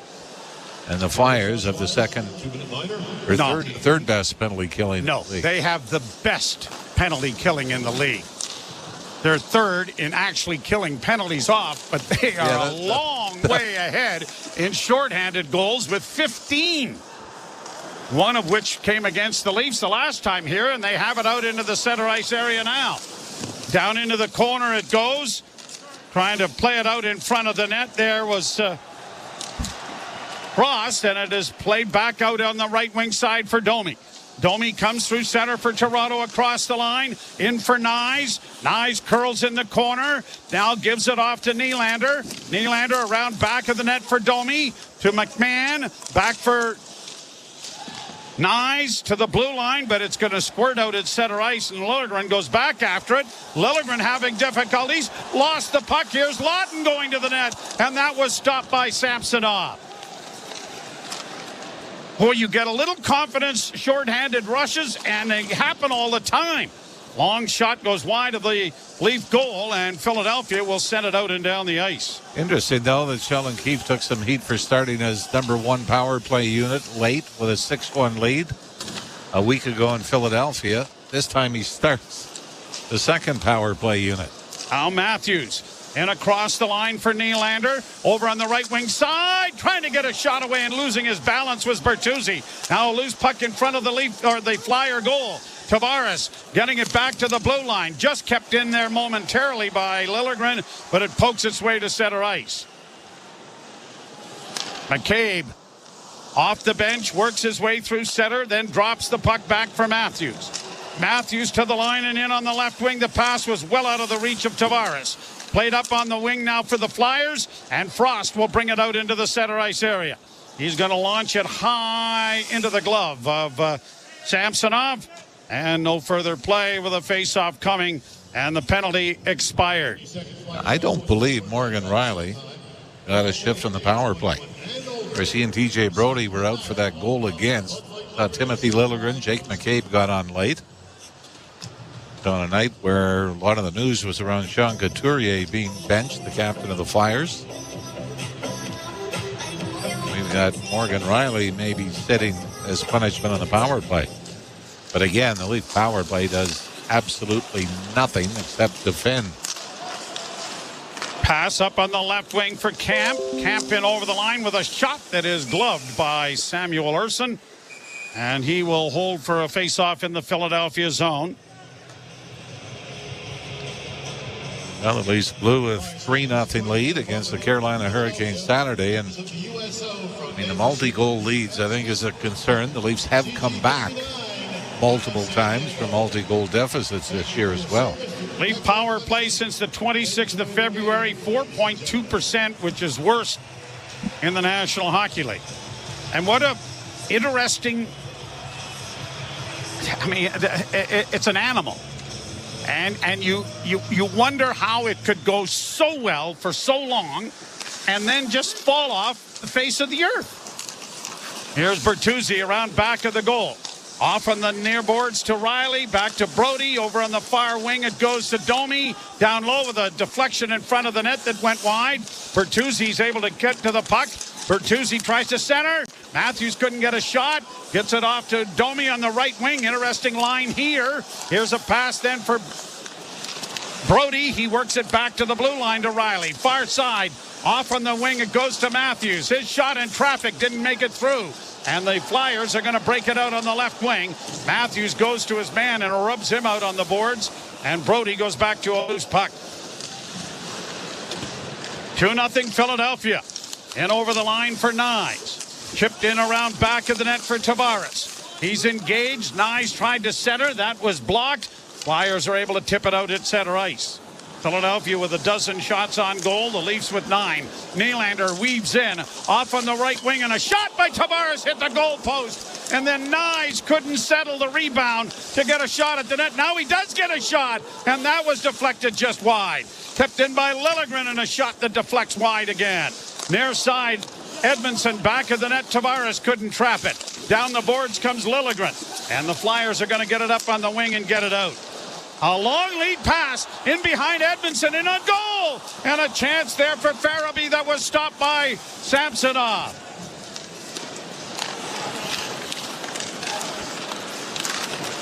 After a good flurry down in the Flyer end, the Leafs turn the puck over, and it's a partial breakaway. But Joel Farabee is stopped by Samsonov. It is a 2-0 Toronto lead a 2-0 Philadelphia lead in Philly. Both teams have rattled them off the goalpost. Thought we were going to commercial break. My bad. Yeah. 2 apiece as the Leafs have fallen here. And the worst part, Joe, about this stretch on the power play, and that includes tonight now, is how many times games could have been put away or comebacks could have been made if you just get one. Against Carolina, they were up 4-2, had a power play, couldn't score. Shot from the point, deflected wide of the Flyer goal. And when you combine that with where the Leafs are on the penalty kill, and if you have your druthers, I think if I'm a coach, you'd rather have the top penalty kill and worry about the power play later. But the Leafs are in the other quandary of not being able to. Yeah. 24th overall action on the penalty kill. They've killed just 11 of 17 in their last 4 games. Well, the Flyers are in a playoff spot because their penalty kill is as good as it is, because their power play is horrid. Yeah. Horrid. And yet better than the Leafs in the last 12 games. Face off in the Flyer zone after an icing. But it's also like, a player that you say, you know what, he's getting his chances. They're going to come. Power play hasn't been getting chances. No, that's the issue. They've been giving up more. Domi able to keep the puck in for Toronto. Round back, and that's centered in front of the goal. Matthews was hovering around there but couldn't come up with it, and now the Flyers have a breakaway. Chance in for Tippett. Big save, Samsonov. Puck into the slot area. That's twice now the Leafs have given up partial breakaways. Konechny in the corner. Back to the point to Cam York. Back to Konechny for a one-timer, and a big kick save made there by Samsonov. And now the Leafs are able to get it out at center ice. Brody waiting for Matthews, now trying to get it to him, and he didn't get it to him at all. Boy, you can see the frustration of Matthews. He's in the middle of the ice, heading over the blue line, and T.J. Brody couldn't make the play. Down into the corner, it's pinned there by Brody in the Flyer zone. Frost and Camp shoving as the puck comes back to the point. Edmondson with a shot. That was deflected by Dewar, back of the goal. Robertson comes out with it, back to the blue line. Fanning on it was Liljegren. And now the Flyers are going to chip it high to center ice. Robertson backing up the pinch there. Got it ahead. Edmondson sends it into the far corner. Camp looking for a loose puck that was sent in there by Dewar. Dewar gets it again. Dewar trying to play it in front of the goal where Robertson was waiting. But it went off a Flyer stick. Played to the blue line. Edmondson can't get to it. Knifed by Philadelphia back into the Toronto end. Philadelphia 2, Toronto no score. Pass up ahead goes to Dewar. Shot from an angle, kicked away there by Urson. Dewar comes out from behind the net. Going to try and cycle it back behind the goal. Tavares couldn't reach it. Far side then for Scott Lawton to play it around back of the Flyer goal. And Travis Sandheim will get it to the line, but not out. Sandheim will try the other side. This time it is punched to center ice. And then the Leafs turn the puck over, and a shot is delivered but kicked away by Samsonov, as getting in there on the wing was Noah Cates. Flyers get it back in neutral ice. Shot down into the Toronto zone. Samsonov slowing it up back of the goal. Propels it around the boards for McMahon. A rink-wide pass to Spring McCabe, who gets a return pass deflected in front of the net, but no one there to do any damage with it. Played to the line and out. 2-on-2 rush here by Philadelphia. Into the slot area, Farabee. Farabee drops it, and a pad save had to be made by Samsonov on a drive from the blue line. Leafs with 4 across the blue line. Here's Riley with a pass in front of the net looking for Matthews, and that didn't connect. Flyers will counter to the right wing side. Farabee works into the slot area with a drop pass and then a shot stopped by goaltender Samsonov. And as it caroms off the end boards, it comes right back to the Leaf netminder. And play will be held. The face-off in the Leaf zone brought to you by Alpine Credits. You own your own home and need a loan? Alpine Credits can help. Get approved at alpinecredits.ca. 2-0 Philadelphia. You're listening to Molson Leaf Hockey on TSN 1050 and the Maple Leafs Radio Network. Hi, Anthony Longo here. At Longo's, we put as much care into our products as you do into family meals. So this Easter, we recommend our AAA boneless strip loin roasts and steaks, naturally aged for at least 21 days, so you're getting the most tender beef around. You'll see why 68 years in the biz makes us Ontario's favorite grocery store. Yep, great things only get better with age. Except for my back. Remember to stretch, folks. For quality that meets your family standards, trust ours. Longo's. Ugh, I need a vacation. Me too. But where and when? Like now? Maybe you're onto something. Let me check Sunwing Vacations. Yes, sunwing.ca. What? Beach? Please. A last-minute vacay to Cuba starting at $785? Sun, sea, sand, here we come. With March deals this low, you just gotta say book it and go. Book with your local travel agent or... Will I need a new air conditioner this summer? Predicting record-breaking heat? You might not know the best time to get a new air conditioner, but we do. Right now, with the Reliance Home Comfort Trade-In event, you can get $1,100 in credit towards your new AC when you trade in your old one. That's right, $1,100. So if you want to beat the summer rush and save big, Call our Reliance. Conditions apply. See website for details. Flyers 2, Maple Leafs no score. Both goals coming in the opening seconds of the two periods, and connect me with a pretty good chance a little while ago on a partial breakaway. I mean, I think that's what's concerning to you is how the Leafs have given up opportunities in this game, whether it's been on the power play or giving the Flyers chances off the rush. Leafs team, I would guess, would have better offensive zone time than the Flyers in this game.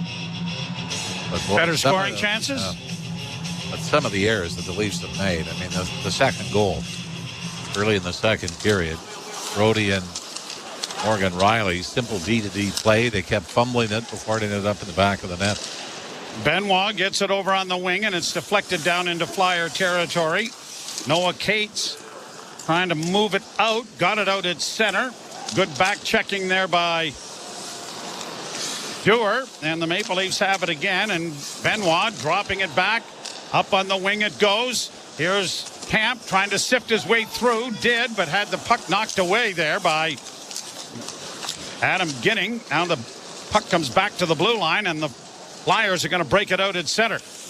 A long shoot in goes into the glove of Samsonov. He dishes it off. Played around the boards for McMahon. Played ahead at center for Tavares. He couldn't handle the pass. Leafs will carry it down into the Flyer end off a body. Philadelphia there to scoop it to the far boards. McMahon got there first. The end of a shift. Able to backhand it around the boards. Now Frost can't get it up on the wing and get it out. Here's Tavares working out of the corner. Played it into the far side for Nyes. Nyes back to the point. One-timer came in front, but Tavares couldn't settle it down to get a shot away. And it's going to be lifted high to center ice.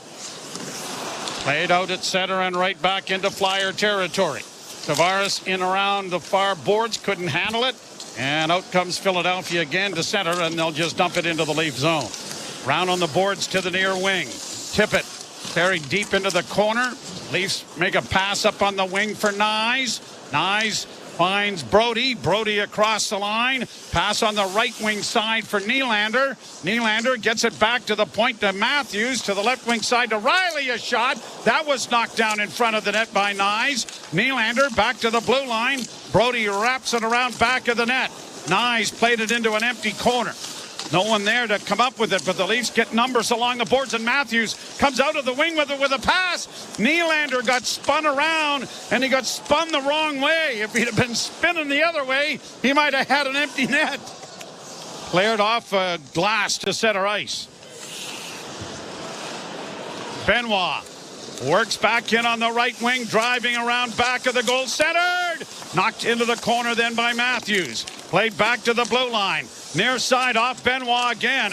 Whoa, he missed his man with a hit. And now the Flyers with a 2-on-1. A pass back for Forrester. He can't get a shot away, and when he did, he backhanded it harmlessly wide of the net. Back comes Domi. Left wing side Bertuzzi. Bertuzzi back behind the net, too far for Domi. He catches up to it, though. That's drawn a crowd on the far boards. 7:50 to play in the period. Down into the corner, Bertuzzi coming out in front. And it went off a skate. And before it reached the Toronto player, now Joel Edmondson is into it with someone. Scott Lott of the Flyers that took exception to Edmondson looking for a loose puck. Hathaway is in there as well. Edmondson has his helmet off and gloves off. Boy, this game is really, the theme has been the Leafs get offensive zone pressure, turn the puck over, and the Flyers get a great chance off the rush. And by the way, we'll give you the non-shutout streak update. After the break? Yes. Okay, good. Yeah, it's 2-0 Philadelphia. You're listening to Molson Leaf Hockey on TSN 1050 and the Maple Leafs Radio Network. Here's what's happening on Sirius XM Sports. The NCAA tournament is underway with first four action from Dayton, Ohio. Wagner versus Howard in the opener for the right to face 1 seed North Carolina, followed by Virginia and Colorado State with the winner drawing 7 seed Texas. Play-by-play coverage airing now on your 24/7 home for college sports. Sirius XM College Sports Radio, Channel 84, and on the Sirius XM app. Sirius XM Sports. Wherever you are, your team plays here. The biggest names in the game. Trying to get behind, wrist the line, and walks in, put it between his legs, shoots it, score! NHL play-by-play on Sirius XM. Hockey 24/7 on Sirius XM NHL Network Radio. This is the NHL. These are pros. You don't want guys to put good power play units on, don't take penalties. You don't want good power play units to score goals when you've given up a whole bunch, kill them. You don't like it, do something about it. If you want to reward your guys who had a good game with a chance to get some more goals and points, do it. If I was a coach, I wouldn't care. Who cares? Worry about your own team. Don't worry about mine. Sirius XM NHL Network Radio. Sirius XM 91. And on your schedule with the Sirius XM app.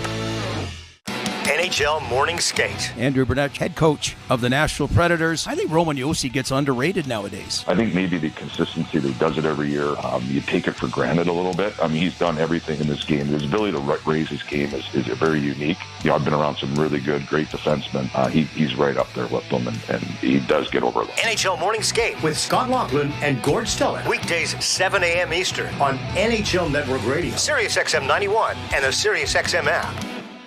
Along with Jim Ralph, Jim Taddy, and Dave Feschuk for the intermissions, Owen Hall and Matthew Cardedero trying to keep us on the air. Leafs have had their chances. By the way, the shutout streak. Yes! Non-shutout streak. The Leafs have tied the Pittsburgh Penguins, the 89 Pittsburgh Penguins. Wow! 89-91, 211 games. Without being shut out, that's regular season and playoffs. Let's hope that streak doesn't end here. Well, that's why we try to get it out. Yeah. Need it. Not that we believe in jinxing a goaltender who has a shutout going.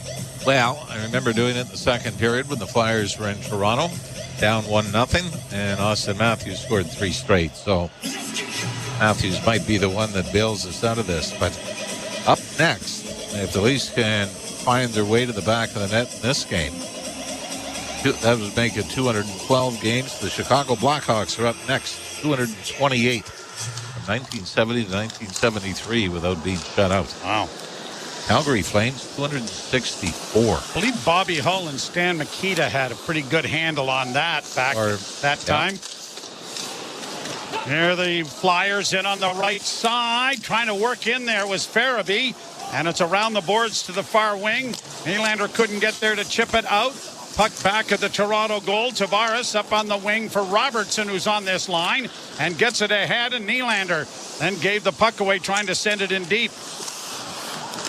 And at the blue line. Got a penalty for slashing, and I think it's going to the Leafs. Nylander was kind of cruising in that direction. And boy, the Flyers can really take control of this game with a power play goal here. It is Nylander who's getting the penalty. And the Leafs have killed just 11 of the last 17 times short. Well, the Philadelphia Flyers, I mentioned the worst power play in the league, but they're 4 for 35 in their last 12 games. Penalty kill brought to you by CMC Markets. Take your trading to the next level with $0 commission on stocks. So here's a big opportunity for Philadelphia. Take a hammerlock on this hockey game. Down into the corner. Flyers trying to get it out in front. Had the pass blocked, but they maintain possession. Looking for Frost in front of the net. It comes back to the point. Tippett dishing it off. A Sandheim shot was high and wide over top of the goal. Tippett keeping it in at the blue line. Frost working into the near corner. Tippett with it there. Steps away from Nyes. Tried to play it back. It comes back into the corner again, and a shot knocked away by Samsonov. Konechny getting it back to the blue line. Near side now for Tippett. Tippett down into the corner. Minute 14 to go in the power play. Farabee off on the left wing side. Back to the point of drive. That was deflected wide and goes into the near corner. Farabee trying to get it back to the blue line and does. York on the right wing side, a pass down low from Tippett, trying to get it in front of the net. Still free, and the net dislodged. The puck was bouncing around in the goal crease, and the Leafs were able to get it out and down the ice. I think that almost banked in off of Ilya Samsonov. Morgan Frost from below the goal line tried to throw it in off Samsonov. It hit the Leaf goaltender and bounced away, fortunately for Toronto. Up on the left wing it goes for Konechny. Onto the right wing side. A shot taken there by Lysel was just off the body and went wide. Back to the point. Kept in by Zamola. His shot deflected wide. 22 seconds to go in the penalty. Along the boards, McMahon trying to tip it to the blue line and then had it blocked. And Bobby McMahon's got a breakaway. Short-handed opportunity. Stopped by Ersson. It seemed like he had to settle that down, didn't he, before he shot it? Leafs trying to take a page out of the Flyer playbook. Out Philadelphia with the long shot, and a good pad save had to be made by Samsonov. Penalty is expired. Leafs getting it ahead. Cross the line. Nylander stepping through. He's in a goal. Hit the goal post. Rebound. Oh, Bertuzzi had it knocked away at the last second. Oh, my, what a chance. Willie has it again. Going wide. Nylander dropping it off. A shot by Matthews deflects wide. Nylander comes away with the rebound. Back towards the blue line. Sends it in front of the goal. Riley with a shot. And that is deflected up into the screen. Wild flurry by the Maple Leafs after killing off that penalty. Boy, and Willie Nylander makes a great move to reach around the right pad of Ersson, but off the post, out the other way, and Tyler Bertuzzi couldn't put the rebound into the empty net. 2-0 Philadelphia. You're listening to Molson Leaf Hockey on TSN 1050 and the Maple Leafs Radio Network. TGIT.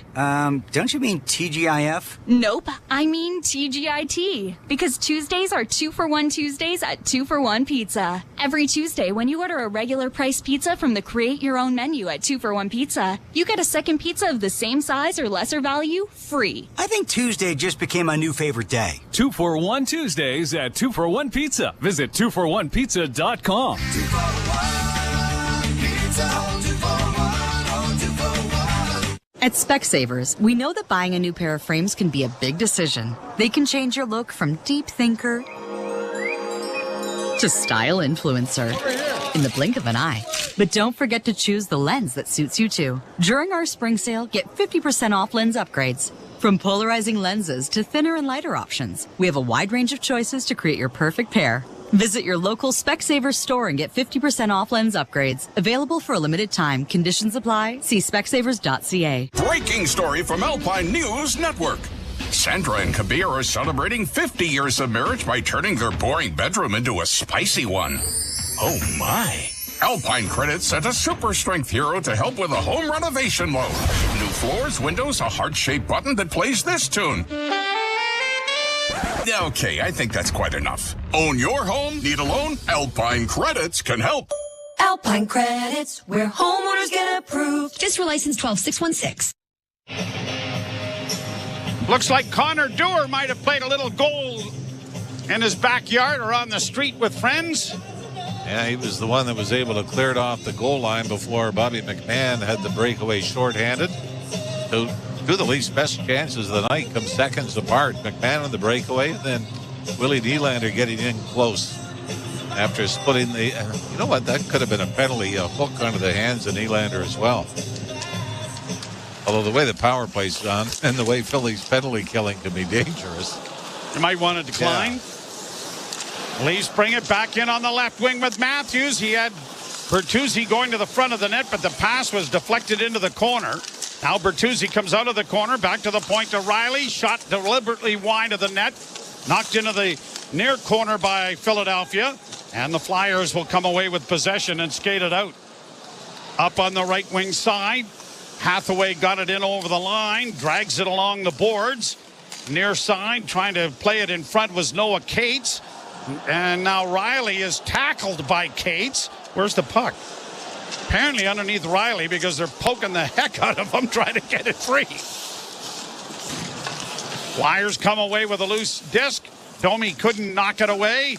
Down into the corner, Adard trying to get it back to the blue line. Fed off on the near wing, and a shot at traffic. Scores! Morgan Frost let the shot go.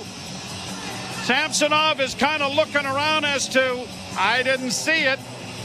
And it went past his catching glove, and Philadelphia has a 3-0 lead. And John Tortorella looks like a genius. And you've got Riley and TJ Brody again out for a goal against. Flyers get a line change in here in the second period. And I don't know who provides the bigger screen. I think TJ Brody is in front of Samsonov, but I mean, this is just a wrist shot. Does that go off something, Joe, on the way? Maybe off a Leaf? I don't know. It didn't look like initially. Tyler Bertuzzi I don't there. know. I don't think so. I mean, that's just a wrist shot from the high slot, middle of the ice. It sails past Samsonov. So Morgan Frost, the son of Andy Frost, a longtime PA announcer at Scotiabank Arena, and a good friend of ours, puts the Flyers up 3-0. And here are the Leafs in a big uphill climb. Left wing side, nice, and blockered away nicely there by Erson as it comes away and out and down into the Toronto zone. And Tavares trying to come back there to take down Konechny. That could have been a penalty, but the Leafs get across the line, and it's backhanded into the corner by McCabe. Played out at center ice now by Bobby Brink. He gets to the line. A drop pass there for Lawton to the left wing side. Samsonov got slew-footed a little bit, went down hard. Can't see whether he seems to be all right or not, but we're assuming so. Flyers back in on the left wing. Off a skate and into the corner. Liljegren couldn't come up with it. And now here's Camp starting away for Toronto. Camp works to the right wing side, dropping it off. And a pass went off a skate, but it is corralled by the Leafs and sent back in again by Dewar. But that didn't materialize much. And it's back out into the center ice area where it's fed by Brink into the Toronto end. Flyers 3, the Leafs no score. And the Leafs being outshot 23-15. To the left wing side. Unable to get in deep. And it's flipped right back as Pontus Holmberg couldn't come up with it. Launched high, back down into the Philadelphia zone. No Mitch Marner. No Ilya Lyubushkin, no Noah Gregor on this night. Marner has not been skating. And if it is a high ankle sprain, which is what we believe it is, those things do take some time. Here's Nyes in on the left wing. Got a shot away. That handcuffed Samuel Ersson just a little bit as it went off his shoulder. But he's able to cover up on it and bring a stoppage of play with a face-off coming in the Philadelphia zone. The disappointing part from a Leaf standpoint, Joe, is this is your response to blowing a 3-0 lead at home on the Saturday night. I mean, this is where you'd think they'd come out with a little more vinegar. Elias Samsonov never even flinched at that, did he? No. That's, we've seen him better of late, looking for pucks through screens. But that really has been a weakness in his game, hasn't it? Long wrist shots through a maze that he's been unable to find. Yeah. And now 2 goals that Philadelphia has scored, as good as Samsonov has been in certain moments. 2 goals have been wrist shots from the high slot. Draw one by Toronto. Edmondson shot blocked, then a drive blockered there by Ersson off the stick of Domi. And it's right back down into the Toronto end, and Liljegren turns. Liljegren gets it ahead to Max Domi. Domi to center, to the line to Bertuzzi. Rink wide far side Matthews. He spun around and flipped it in front of the net. No one home. And pushed out at center ice then by Philadelphia. Domi brings it right back in again. Has some room as a shot in on goal. That was redirected and a good save by Ersson, maybe his best. Oh, and that was off Austin Matthews on a nice feed from Domi. On the wing, Matthews flips it high into the far corner. 26 seconds left to play in the period, and it has not been a good one for the Maple Leafs. They trailed 1-0 after the first and are down 3-0 here in the second. Brody across the line. Robertson to the front of the net. Tavares got it there, but it was out of the reach of the Leaf winger. Far side with 6 seconds left. Nylander trying to play it back to Riley. 2 seconds. A pass in front. Swallowed up at the buzzer by Ersson. Like the Leafs took too much time, but they did get the puck to the net at the end, but didn't have much on it. Well, 2 floaters from long range and way too many odd man rushes against cost the Leafs as they take a 3-0 deficit into period number 3. And this is one of those games where you say it's pretty easy to tell the team that needs the win because the Leafs have not been able to match the Flyers' intensity. It is 3-0 Philadelphia, and we step aside for Dave Feschuk and Jim Taddy. You're listening to Molson Leaf Hockey on TSN 1050 and the Maple Leafs Radio Network. Sirius XM NFL Radio is celebrating the best from this past season as we broadcast live from the 54th Annual 101 Awards in Kansas City. To the 5, Lamar's in! Touchdown Ravens! We'll talk with the players and coaches who left their mark on the league in 2023, as well as honor the Super Bowl 58 champion Chiefs. There is a back-to-back Super Bowl champion, the Kansas City Chiefs. Tune in Friday at 7 p.m. Eastern on Channel 88 or anytime with the all-new Sirius XM app. NHL Morning Skate. The general manager of the Vegas Golden Knights, Kelly McCrimmon. Vegas so quickly has become a place where players want to go. Players appreciate that we're trying to win, and I think we've come to expect it. It's their livelihood and all of those things that go with it. So we try to do what we can to help that happen. NHL Morning Skate with Scott Laughlin and Gord Stellar. Weekdays 7 a.m. Eastern on NHL Network Radio, Sirius XM 91, and the Sirius XM app. The Point with Boomer Gordon. Andrew Burnett is your Jack Adams winner. 70 points in 52 games. You project that over 82, Jake. That's an 111-point pace. So they've gone head-to-head with the big boys of the West all year.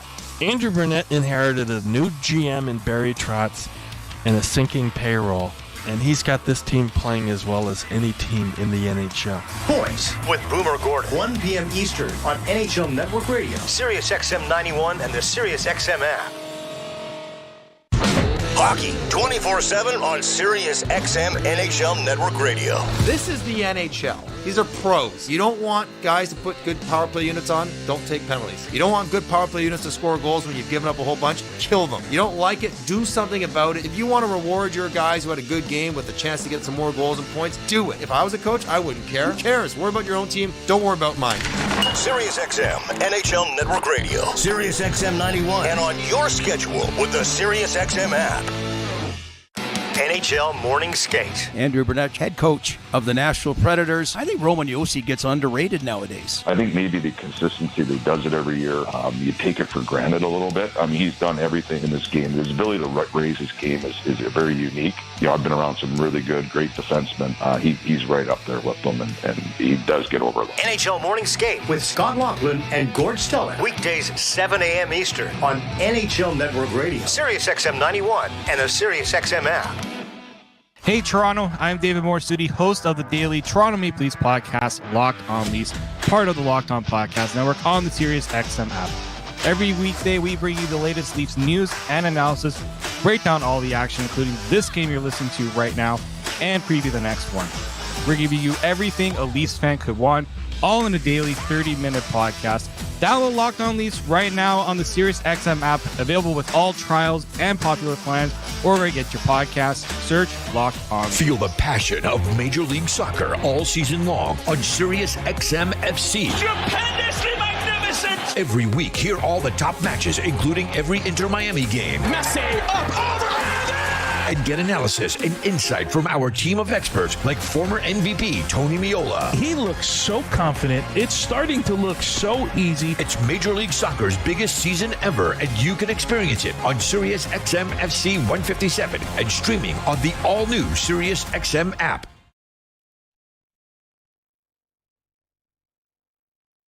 Olsen Canadian Leafs Hockey is on TSN 1050 and the Leafs Radio Network. The Leafs live here. And Trail Philadelphia 3-0 after 40 minutes of play. TSN after 40 delivered by 241 Pizza. Get a free medium one-topping pizza with a $25 minimum purchase before tax and delivery. Online orders only. Visit 241pizza.com. Use the code FREEM for that free medium pizza. Jim Taddy, Dave Feschuk from the Toronto Star with you. Dave, we're going to talk about the goals. The more interesting conversation is about the non-goals. But again, start of the period, lazy play in the Leafs zone, 2-0, and then more trouble in their zone later in the period. Morgan Frost scores, and it's 3-0. Yeah, look, I mean, another first-minute goal. You give up a goal in the first period, 19 seconds in, you give up a goal in the second period, 56 seconds in, Jim. And it's a Brody Riley turnover. You talk about lazy. I think that was exactly the word for that bit of own zone mishandling of the puck between Riley and Brody. It allows the Flyers to get an easy chance, and they're up 2-0. Really, really unacceptable stuff from a pair that really should be a leadership group in that Maple Leaf defense corps. Yeah, and then Morgan Frost scores, and again, trouble in their own zone. But I want to go back to that 2-0 goal, because shortly after, there's an Austin Matthews break with Domi that I don't know how he didn't shoot. The pass was good. The ensuing play didn't get to the net. And then the Leafs go on a power play where they showed nothing. And so there's your sway right there. It's 2-0. It could have been 2-1. It could have been 2-1 again in the power play. No sale. Well, before the game, you and I were talking about maybe the way Matthews has to slightly change his role without Martyr in the lineup. And I had suggested, hey, maybe he becomes more of a facilitator than a shooter. I didn't expect him to pass up a prime scoring chance against Samuel Ersson. A really good chance to get goal number 56 on the season for Matthews, and he turns it down in favor of a pass to Max Domi. Not a percentage play, Jim, by any measure of the percentages. And you're right. That that was disappointing, as was a Maple Leaf power play that's now 1 for its last 25, did not register a shot on goal. In fact, the only real chance in that power play was a Philadelphia shorthanded chance by Scott Lawton that Ilya Samsonov had to save to avoid allowing the Flyers to have another shorthanded goal, a third shorthanded goal in 3 games against the Maple Leafs. This is a game where when you watch the highlights in SportsCenter, you're going to be misled slightly. The odd man rushes that Philadelphia has had, there's 2 ways this score could be different. The odd man rushes, if they score, Philadelphia would have a bigger lead. And if the Leafs could miss the goalpost but score, because they've hit it 4 times now, this could be a tie game. Yeah, it's a great point. I mean, if you want to look on the bright side and say, hey, bad puck luck for the Maple Leafs, you can certainly make that argument. I mean, Nylander has one of his great moves of the season, dangles through the entire Flyers team and hits a post. Tavares rips a beautiful slap shot from the right wing there early in the period, hits a post. That's the 4th post, 3rd and 4th post of the game for the Maple Leafs. Timothy Liljegren also hit one, as did Bobby McMahon. On the other hand, as you point out, hey, Farabee had a breakaway after and Ilya Samsonov made a nice stop on it.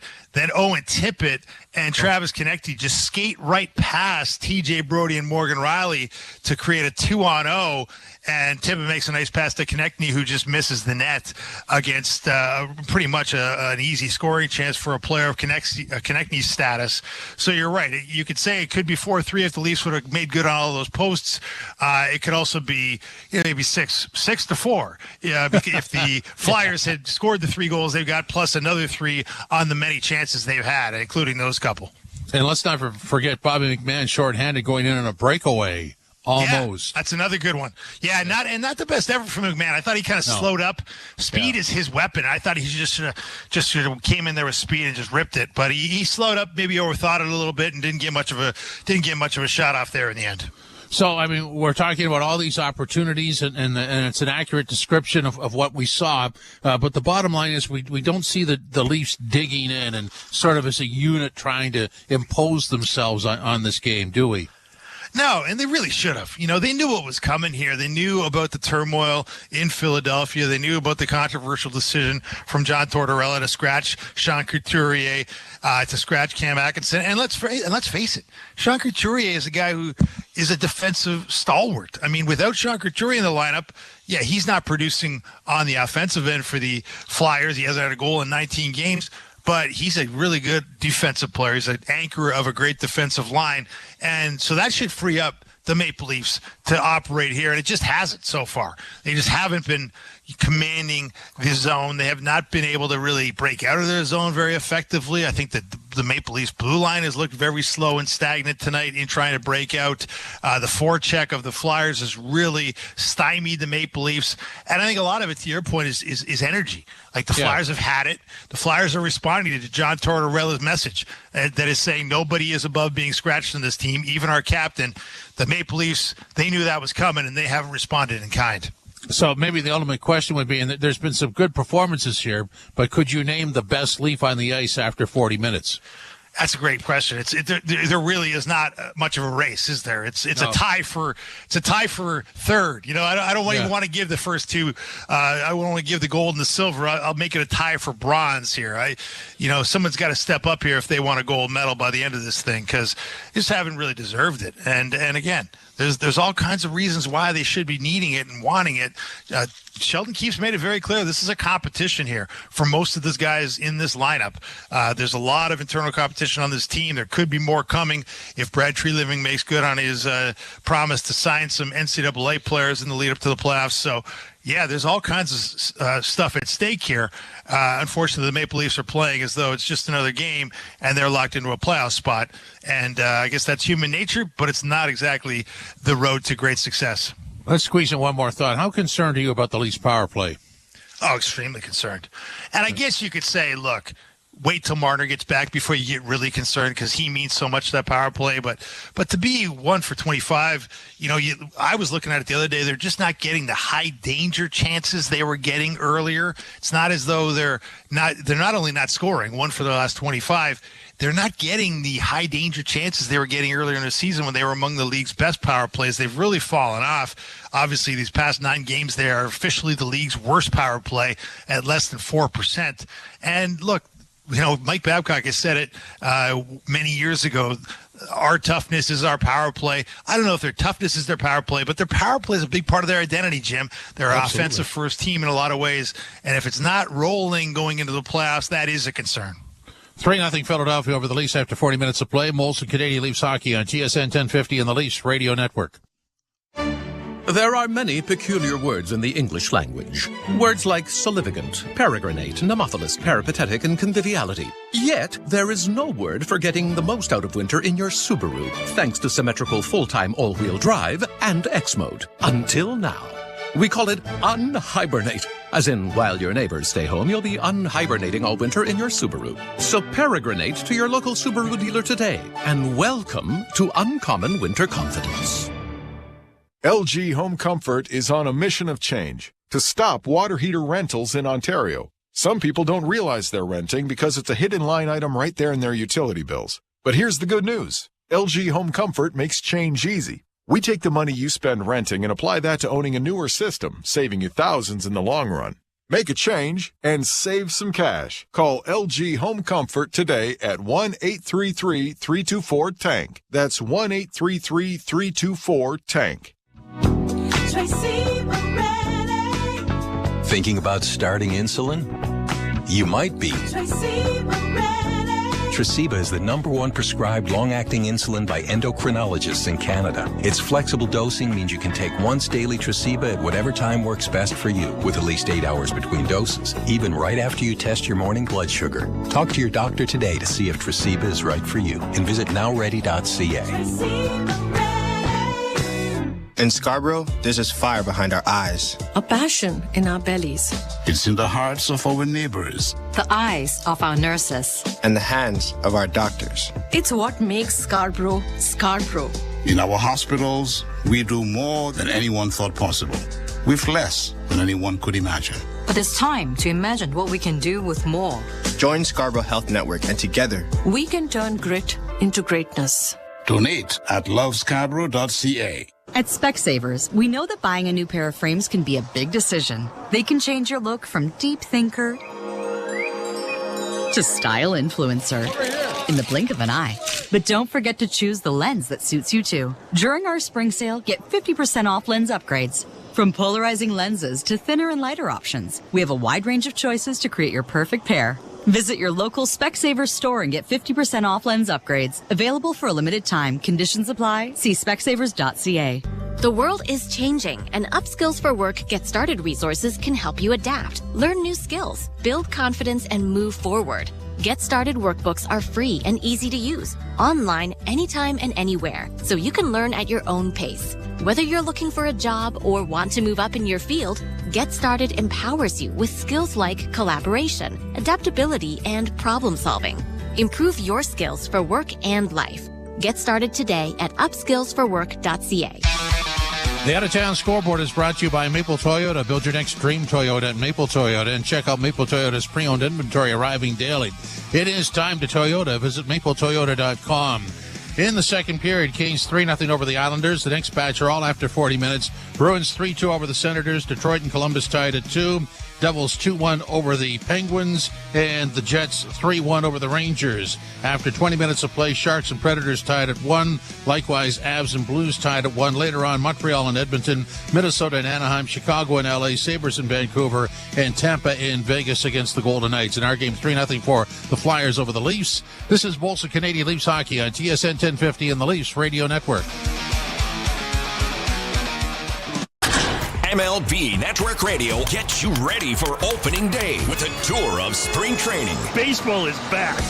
Hear interviews with all-stars. This is Mike Trout. This is Bryce Harper. I'm Aaron Judge. This is Mookie Betts. And insight and analysis of all 30 teams. When I look at this rotation, I see it competing with some of the best rotations in baseball. Listen to your favorite team's preview show right now on the all-new SiriusXM app. Just search Spring Training.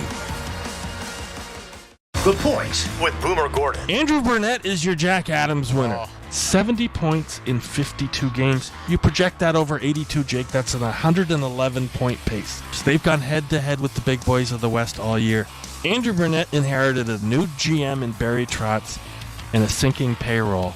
And he's got this team playing as well as any team in the NHL. Point with Boomer Gordon. 1 p.m. Eastern on NHL Network Radio, SiriusXM 91, and the SiriusXM app.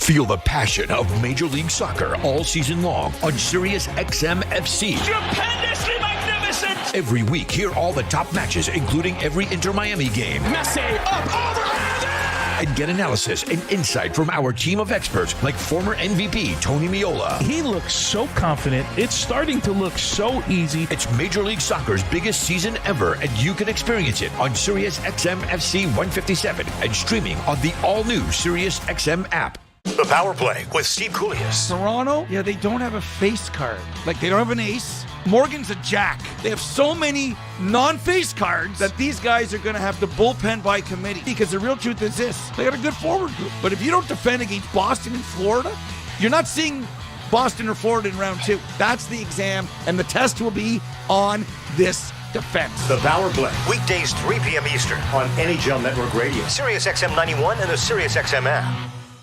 Join me, Ward Stellick, and Scott Laughlin as we recap the night that was on NHL Morning Skate, weekday mornings at 7 a.m. Eastern on NHL Network Radio, SiriusXM 91. 3 on goals from Tippett, Sanheim, and Frost. The Maple Leafs, Zippo, Nada, Nutting. And some streaks on the line, as I mentioned. Not the least of which is the shutout streak, which we already talked about, and it hasn't worked yet. Okay, do you want to hear the other ones? Yeah. Ilya Samsonov, currently on a 7-game road winning streak, which ties him with 4 other goaltenders. Wow. For the longest road winning streak in Leaf history, they are Jack Campbell, Freddie Anderson, Johnny Bauer, and Kirk Broden. And that's on the line. That's on the line. Ilya Samsonov has not lost a road game since December 29th in Columbus. Well, we're underway. The puck is dropped, and it has slid down into Flyer territory. Leafs into the forecheck there. And the Flyers take it away, and we'll get it out onto the left wing side and dump down into the zone. Courtesy Eric Johnson. The puck goes around back of the net. Played back to the point. Trying to work down there. Sanheim trying to come to the front of the net. And he had it just knocked off his stick at the last second. Then a wrist shot. Gets through, and Samsonov has to make a save in traffic off the stick there of Ryan Poehling. And the draw will come in the Flyer zone. You and I talked before we went on the air here before this game that a little surprised at how the goaltending or the goaltenders have been deployed since Joseph Wall's return. You got a game against Arizona that got his next 2 starts were against Boston. And that was, 2 weeks ago? Yes. Last time that he played. Lost back-to-back 4-1 games to the Bruins. He's ticketed to play tomorrow in Washington. 7:30 start. American TV has pushed that start time back. We'll be with you tomorrow night. As we mentioned, the Leafs have 4 sets of back-to-back games, which means they have a little more time off in between games at times. But still a pretty busy kind of a schedule for their last 16 games. By the way, their game on Saturday against the Oilers, I believe, is their last game against the Western Conference team this year. Only trip to Scotiabank Arena for the Edmonton Oilers. Here's Camp. Dick Canling out, and he got hooked. And the Leafs are going to go to the power play. Yeah, this was similar to the one that Morgan Frost took on John Tavares.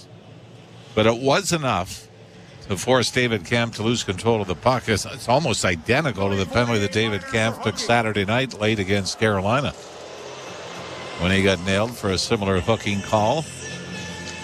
And, Frost gets his stick caught up in the stick and chest of... Now, Tortorella, as you might guess, doesn't like it. So the Leafs to the power play, brought to you by your Ontario Subaru dealer. Get more value out of every kilometer in a Subaru, starting with award-winning safety at your local Subaru dealer. Leafs win the draw. Rink wide, it comes to Tavares on the near boards. He'll work back towards the point, into the slot for Matthews, on the wing, and a shot scores. Nylander snaps it in from the top of the circle on the far side. And the Maple Leafs are on the board, and the shutout streak continues. And the Leafs have broken a 1-for-24 stretch in their last 9 games on the power play. And it was Austin Matthews took the draw. And eventually Matthews gets it inside the blue line, middle of the ice, and looks off to Willie Nylander, who's alone in the left wing circle. And Nylander with a toe drag and snap to put it past Ersson. And pretty good celebration from Willie Nylander. He had some frustration hitting the goalpost in the second period. His 88th point of the season, his 37th goal of the campaign, and his 10th goal by way of the power play. If you're the Leafs, you say, let's get one in the first 5 minutes and go from there. They've done that. Played over on the far side. Flyers able to keep it in, play it back down behind the Leaf goal. It came out in front of the net. It's still free. It's jammed away and taken to safety finally by Captain John Tavares. He'll flip it out at center. Flyers trying to bring it back in again. They have that turned over, and Tavares working in over the line. Dropping it back into the slot, McMahon. And he shot that over top of the goal. Pretty good setup there. McMahon sends it to the front of the net. Can't get it to Tavares, and the Flyers have brought it out through center and brought it in over the line. Sandheim going wide. Had to go off the side of the net. Sandheim with it back towards the blue line, then decides, I'll carry it all the way back out at center ice. Flyers get it back again, and Cam York flips it in. Stick handling with it there with the big stick was goaltender Samsonov. And then it was knocked away into the corner. Riley back of the net, trying to free it up for David Camp. It goes the other way for Brody. Brody taking his time, didn't get it out. Flyers trying to turn the puck over again, get it to the side of the goal, but Camp is back there once more, and Camp is able to muscle his way to center and just tip it but not get it in deep.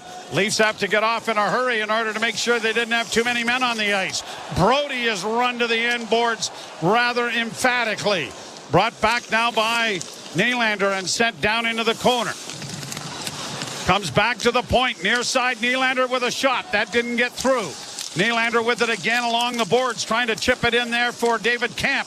Backhand pass didn't work, and it'll launch to the line, but not out. Good play there by McCabe to keep it in. Back to Willie again. Nylander turns the puck over, and a race for it now, and down the right wing boards comes Owen Tippett, and getting back there was Benoit to save the embarrassment for Nylander. We saw Nylander do that recently, haven't we? Giving up a short-handed goal, stick handling inside the line. Konechny gets it back down into Toronto territory. Simon Benoit got it up on the wing for Nyes. Drop back for Benoit to Liljegren on the right wing. He's going to carry to the line and in. Sends a shot in on goal. Gloved about eye high by Samuel Ersson. And that will stop play and bring a face-off in the Flyer zone. Boy, Benoit really did get on his horse there, didn't he? Yeah, he bailed Willie Nylander out. What game was that Nylander had done that? I think the Leafs were on the power play at the time. Boston? In Boston. You're correct. Absolutely. Jake DeBrusk. You mean I'm right? For now. Still one of the greatest comedic lines of our time. Jim Ignatowski, Taxi, played by Christopher Lloyd. Riley goes back in his own zone. Liljegren helps propel it around the boards to Domi. Long lead pass is well out of the reach of everyone. Icing call against Toronto. 15:46 to go, third period. Leafs fell behind 3-0 in the second, but have clawed their way back a bit. Guiding one on the power play from Nylander, it's 3-1. And Austin Matthews, just 3 goals in this 10-game stretch. That other stretches, but early in the season, October and November, one stretch, 1 goal in 7 games, another one goal in 9. Played off the boards into neutral ice. Domi gets to it, tried to backhand it in to Matthews, who was driving the net. Matthews to the far boards, triple teamed, and then Bertuzzi couldn't help him out by knocking it in a little deeper. Flyers get it back into Toronto territory, and Brody goes to the side of the goal. Brody out with Edmondson now. Brody coming through center. Played it off the boards and in. Thought better of going after it, then had it handed to him.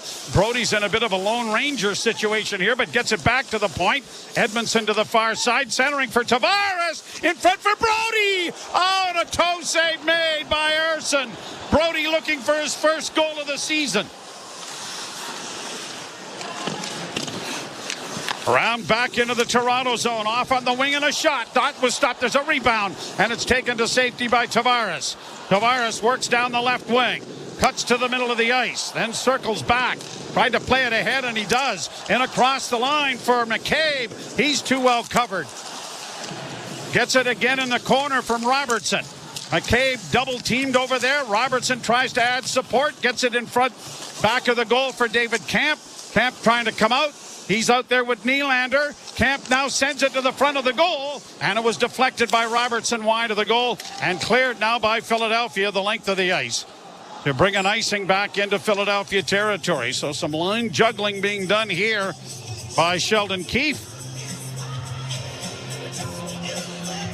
Do some good work, though. John Tavares was unable to get the puck to Tyler Bertuzzi. It goes off his skate and back out to TJ Brody. And this just catches the toe of the pad of Erson. Even if it's a little further left, Joe, and off the net, Tyler Bertuzzi might have been there for the redirection. Draw to the right in the Philly zone. Domi facing off with Scott Lawton, and the draw is controlled by the Flyers, who just get it out at center. Brody's going to wait for teammates to get onside to get it back into Bertuzzi. Down into the corner for Matthews. Bertuzzi able to knock it around back of the net, but can't get there to fully control it. Neither could Matthews. And the Flyers have it off his skate and down the ice, and a race for the puck that's going to be, given to the Flyers. And no icing, but the Leafs are able to break it out on the left wing. Back in on the right side for Bertuzzi. Chipped into the corner for Matthews. Trying to center. It goes off a stick in front. Bertuzzi! Oh, and a spinning shot there, and I think it ended up going off Travis Sandheim. I don't believe it reached the net. Matthews with a drive over top of the goal off his stick. Boy, the Leafs have had their chances here in the third, haven't they? Along the boards in the offensive end. Chipped there by Nyes, and just unable to keep it in was Nyes at the blue line. So the Maple Leafs are on the board, but they have work to do. They are down 3-1. You're listening to Molson Leaf Hockey on TSN 1050 and the Maple Leafs Radio Network. March Madness is finally here. For the best analysis and coverage of the NCAA tournament, tune into Sirius XM College Sports Radio. Oh, he bangs it home! From the title contenders to the Cinderella teams, we've got you covered through the national championship in Phoenix. We really don't know how teams are going to respond in March. It's all on Sirius XM College Sports Radio, Channel 84, our Power 5 conference channels 371 through 375, and the all-new Sirius XM app. The Point with Boomer Gordon. Andrew Burnett is your Jack Adams winner. 70 points in 52 games. You project that over 82, Jake. That's an 111-point pace. So they've gone head-to-head with the big boys of the West all year. Andrew Burnett inherited a new GM in Barry Trotz and a sinking payroll. And he's got this team playing as well as any team in the NHL. Point with Boomer Gordon. 1 p.m. Eastern on NHL Network Radio, Sirius XM 91, and the Sirius XM app. Feel the passion of Major League Soccer all season long on Sirius XM FC. Stupendously magnificent! Every week, hear all the top matches, including every Inter-Miami game. Messi, up, over, and get analysis and insight from our team of experts like former MVP Tony Meola. He looks so confident. It's starting to look so easy. It's Major League Soccer's biggest season ever, and you can experience it on Sirius XM FC 157 and streaming on the all-new Sirius XM app. Join me, Gord Stellick, and Scott Laughlin as we recap the night that was on NHL Morning Skate, weekday mornings at 7 a.m. Eastern on NHL Network Radio, Sirius XM 91. Flyers 3, Maple Leafs 1. As we are into the third period, 13:15 to go. Little jaunt to Washington in the District of Columbia after the game for the Maple Leafs. That's a pretty easy flight. It's up and down pretty much. We're taking the train a couple of times. Yeah, I remember doing that. Head around the boards and down into Flyer territory. Back to the point, but it won't be kept in by Benoit. And McCabe has to hustle back to get it ahead of Owen Tippett. But the puck comes free in front of the Leaf goal, and the Leafs are going to just chip it out at center ice. Flyers regroup it back in their own zone. Near side for Adam Ginning. He plays it down into the Toronto end.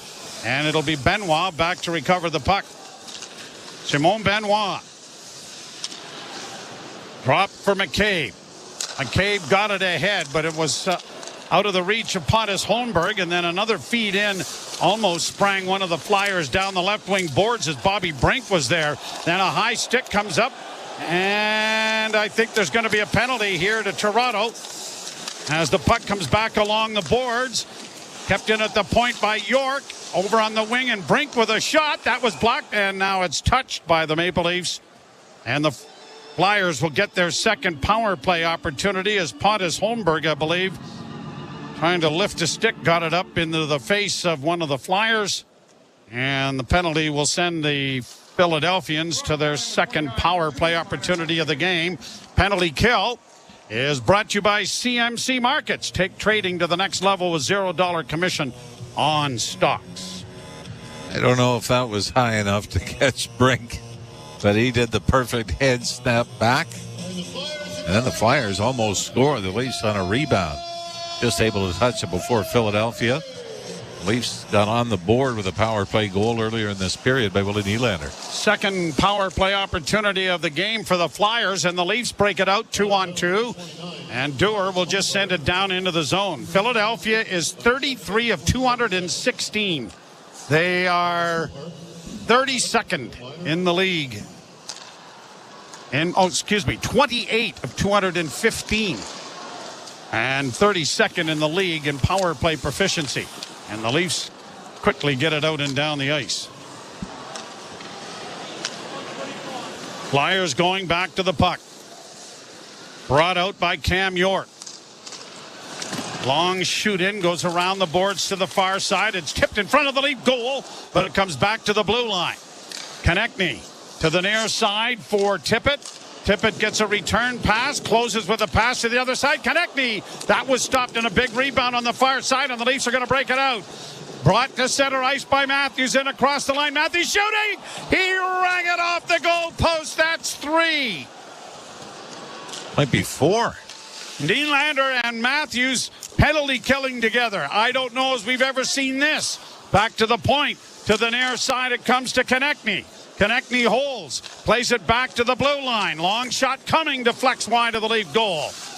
Joel Edmondson up against the boards, trying to outfight Tippett for the puck as it's in along the wall. Cleared back, and it's going to go all the way back out at center ice.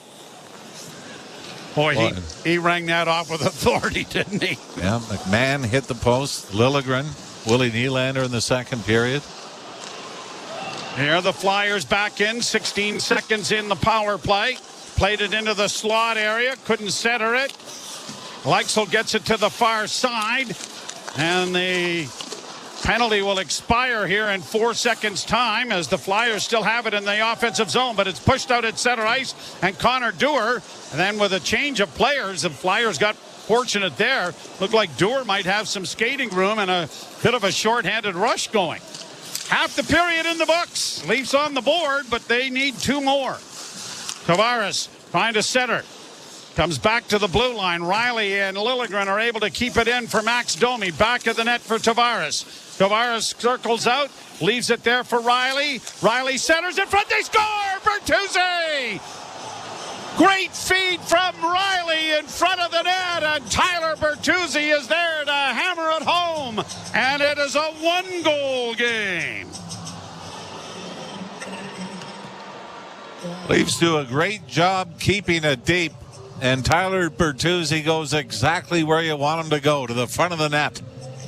As Max Domi throws it around the boards behind the net to Tavares. And now it's the Harlem Globetrotters. Tavares goes up the right wing boards and drops it for Riley, who takes it back down to the corner. Starts to go in behind the Flyer net. But slips it out to Tyler Bertuzzi, who just slips in among 4 Flyers to get some open ice for a split second, and Riley found him. And from the top of the crease, Tyler Bertuzzi has got the Leafs back to within 1. 14th goal for Bert. As it's cleared down into the Toronto zone, icing by Philadelphia. And for Bertuzzi, that's 7 goals now and 9 points in his last 11 games. Now, well, three of those coming in Colorado, but always looking for secondary scoring. I'm not sure at the beginning of the year you would have considered Bertuzzi secondary scoring, but it's there, right? Well, up to 14. I think everybody thought you're going to get closer to the 30-goal guy. Back of the net in the offensive zone. Liljegren centering pass. That's knocked down. There's a rebound. Bertuzzi again took a whack at it.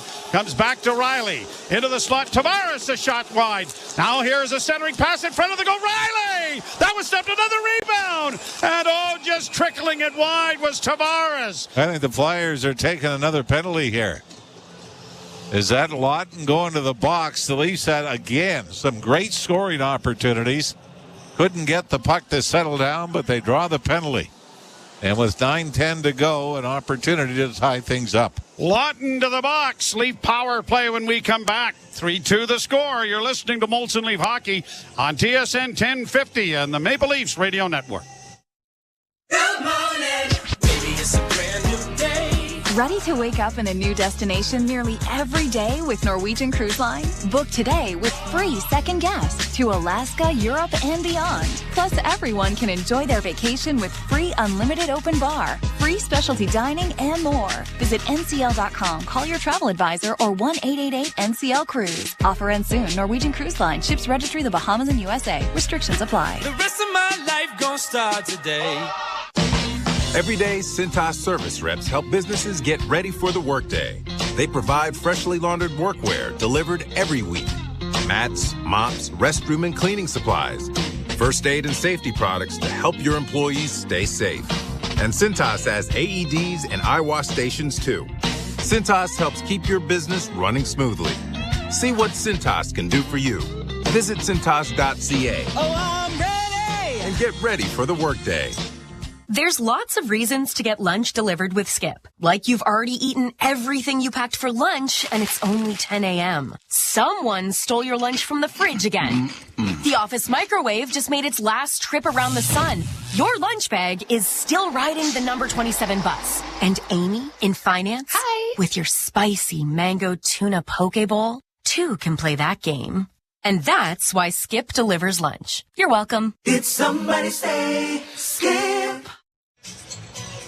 Power play brought to you by your Ontario Subaru dealers. Get more value out of every kilometer in a Subaru, starting with award-winning safety at your local Subaru dealer. Well, there are good penalties and there are bad ones. This is a great penalty. As John Tavares had the empty side, and just as he went to launch it towards the net, Lawton hooks him.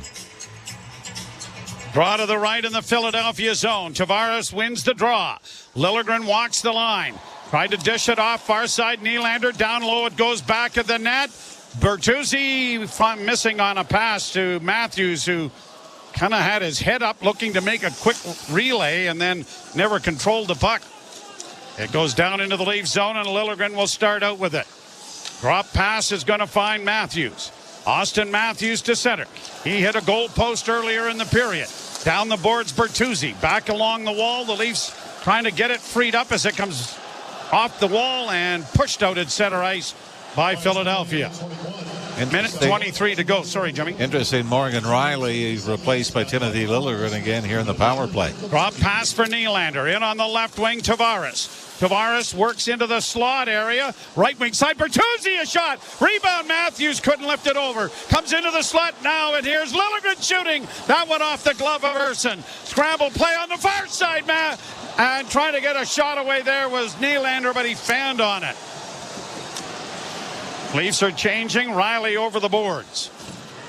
50 seconds left in the power play. Second unit here for Toronto.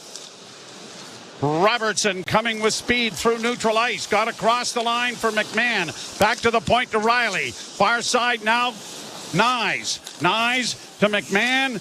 McMahon back to the blue line, but well out of the reach of Robertson. And it comes out at center with a half minute to go. Robertson makes a move to gain the zone. Works into the slot. Overhandled the puck. Lost it. Shot down the ice. One last rush. Trying to do too much? Yeah. Just get in, get set up, then find someone and hammer the heck out of it. Leafs clogged up there at the blue line. They finally get it in with just seconds remaining in the power play. Played by McMahon, back of the goal, centering pass. Robertson couldn't knock it down and out of the penalty box. Here's Lawton getting in over the line to the right wing side. Oh, and a fanning shot and rebound. They score. Oh, my. It's going to be Sandheim who ends up getting the goal. The Leafs penalty kill or power play got clogged up. And Lawton stepped out of the penalty box and was off to the races. And from a chance to tie to being 2 goals down. Well, but a saucer pass back to the point as the penalty's expiring. That's where you got to be a lot more aware of what's going on outside of where the puck is. And it was Robertson, I believe, that missed it. And then Robertson tried to tie his man up, then slid, couldn't block the pass out from behind the net. And the Leafs are in big trouble here late in the third period. 6:52 instead of looking for the tying goal. Now they need 2. And Scott Lawton gets the goal. Number 11 on the season. Well, you knew one thing. If there was going to be a comeback, you probably were going to have to be perfect at your own end. And that was far from it. Played down into the Philadelphia zone. I thought Sandheim was in there as well, but the scramble ended up having go off Lawton and in. And now back into the Philadelphia zone it goes. Dewar getting it back at the net. Centering pass is intercepted. And it is brought back into the center ice area. Played down into the Toronto zone. Edmondson couldn't come up with it. Matthews does. When you think about Matthews hitting a post shorthanded before Bertuzzi scored. It would have been a little different scenario, but you got to be aware when someone's coming out of the box. Here are the Flyers into the Toronto zone with a shot. Blocked away by Samsonov. Around the boards it'll come to the far point. Philadelphia trapping it there. Sandheim gets it down in along the wall. And Matthews is able to steer it away and then circles back in his own zone with a flip pass for Morgan Riley, who banks it ahead. Nylander couldn't get around the defenseman. And the Flyers have it again in the center ice area. Backhanding it high is Farabee to the league blue line. Benoit got it ahead for Nyes, who was given a jolt at the bench. Played up on the wing and out, and now Philadelphia down the left wing side. Across the line, Bobby Brink to the right wing side. Back for Brink behind the goal. Broken up by Benoit. And the Leafs will just get it clear to center ice. 4 minutes and 48 seconds to go in this one. Philadelphia trying to win an important game for them as far as staying in the playoff spot.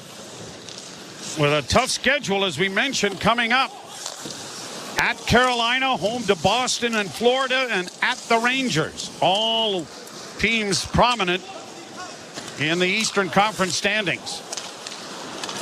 But they've done a nice job here against the Maple Leafs after controversial move made by their coach in benching a lot of players, including the captain, Sean Couturier.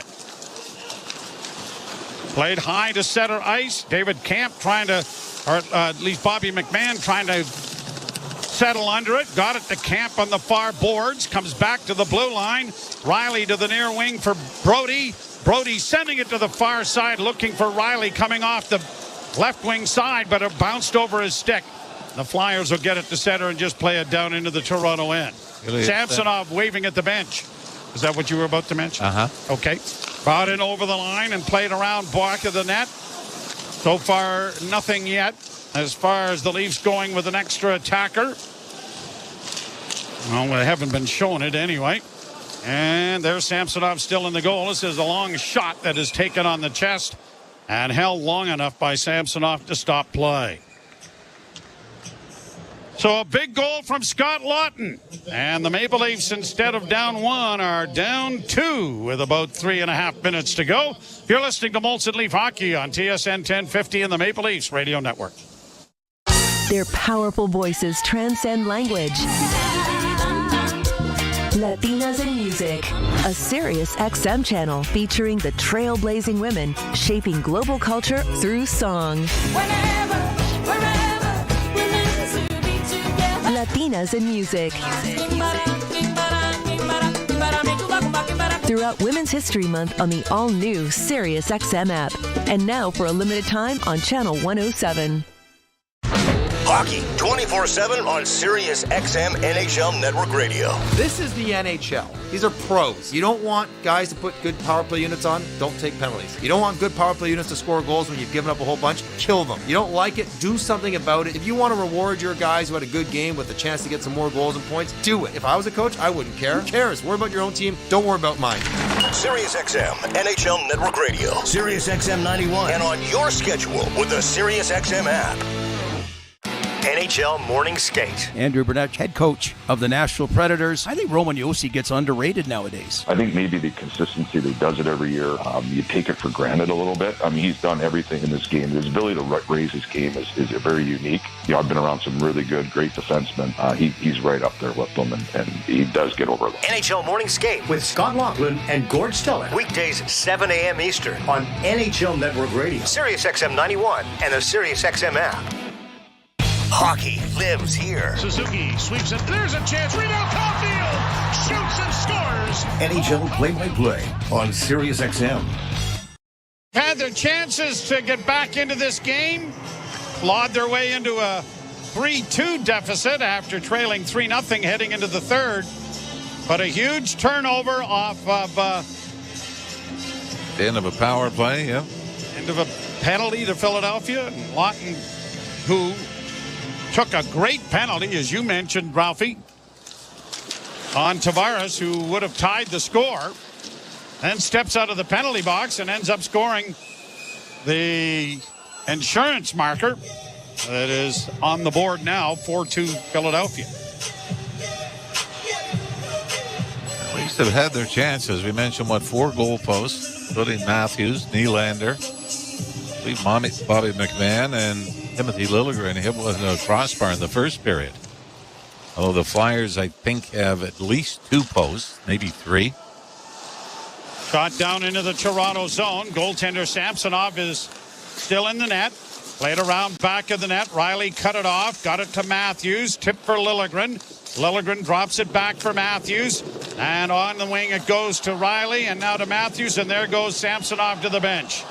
Leafs with an extra man coming over the boards.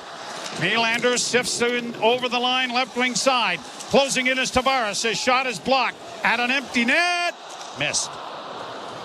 And icing finally called, as it'll be brought back into the Flyer zone with 2:37 to go here in the third period. So, like the Carolina Hurricanes did to the Leafs the other night, the Maple Leafs need a pair here with an extra attacker on the ice. Well, the first goal for Carolina was a 6-on-4. David Kampf took a penalty with under 2 minutes to go in regulation. Draw one by Tavares. Back to the blue line, Liljegren. Near side, Matthews. His shot towards the net. Came in front of the goal, and the Flyers are going to get it to the line, but not out. Batted around back of the net for Nylander. Centered in front of the goal and cleared into the corner. Played off the wall. It'll come to the near point. Tavares gives it off to Liljegren. Into the far side to Riley. Back to Liljegren. Near corner for Matthews. Matthews looking in front. Took a shot. That was stopped. There's a rebound. Tavares scores! With 2:10 to go. John Tavares wraps it home. It ain't over just yet. 3-goal third period by the Leafs. Austin Matthews had a great opportunity, but it was Matthews that, from the left of Harrison, the Flyer goaltender, below the circle, Matthews is able to find John Tavares. Or pardon me, Bertuzzi, after Matthews' initial attempt is blocked. Tyler Bertuzzi gets the puck and throws it out into the slot. And again, the Flyers. Here's another goal where you got 5 Flyers standing around the net. We saw Bertuzzi score from this area earlier in the period. But you're outmanned and nobody has the guy that's wide open in front. 23rd of the year for Tavares. Liljegren dropping it back. Riley drops it further. There goes Samsonov to the bench. Leafs with an extra man. And the extra man came off the bench and had the puck right on his stick. Good thing Samsonov got a foot inside the gate. Leafs still in the center ice area. Here's Matthews dropping for Nylander. To the line and in on the left wing. Tavares holds, gives to Willie. Back to the blue line. And it's going to be past Riley and out at center ice with 1:34 to go.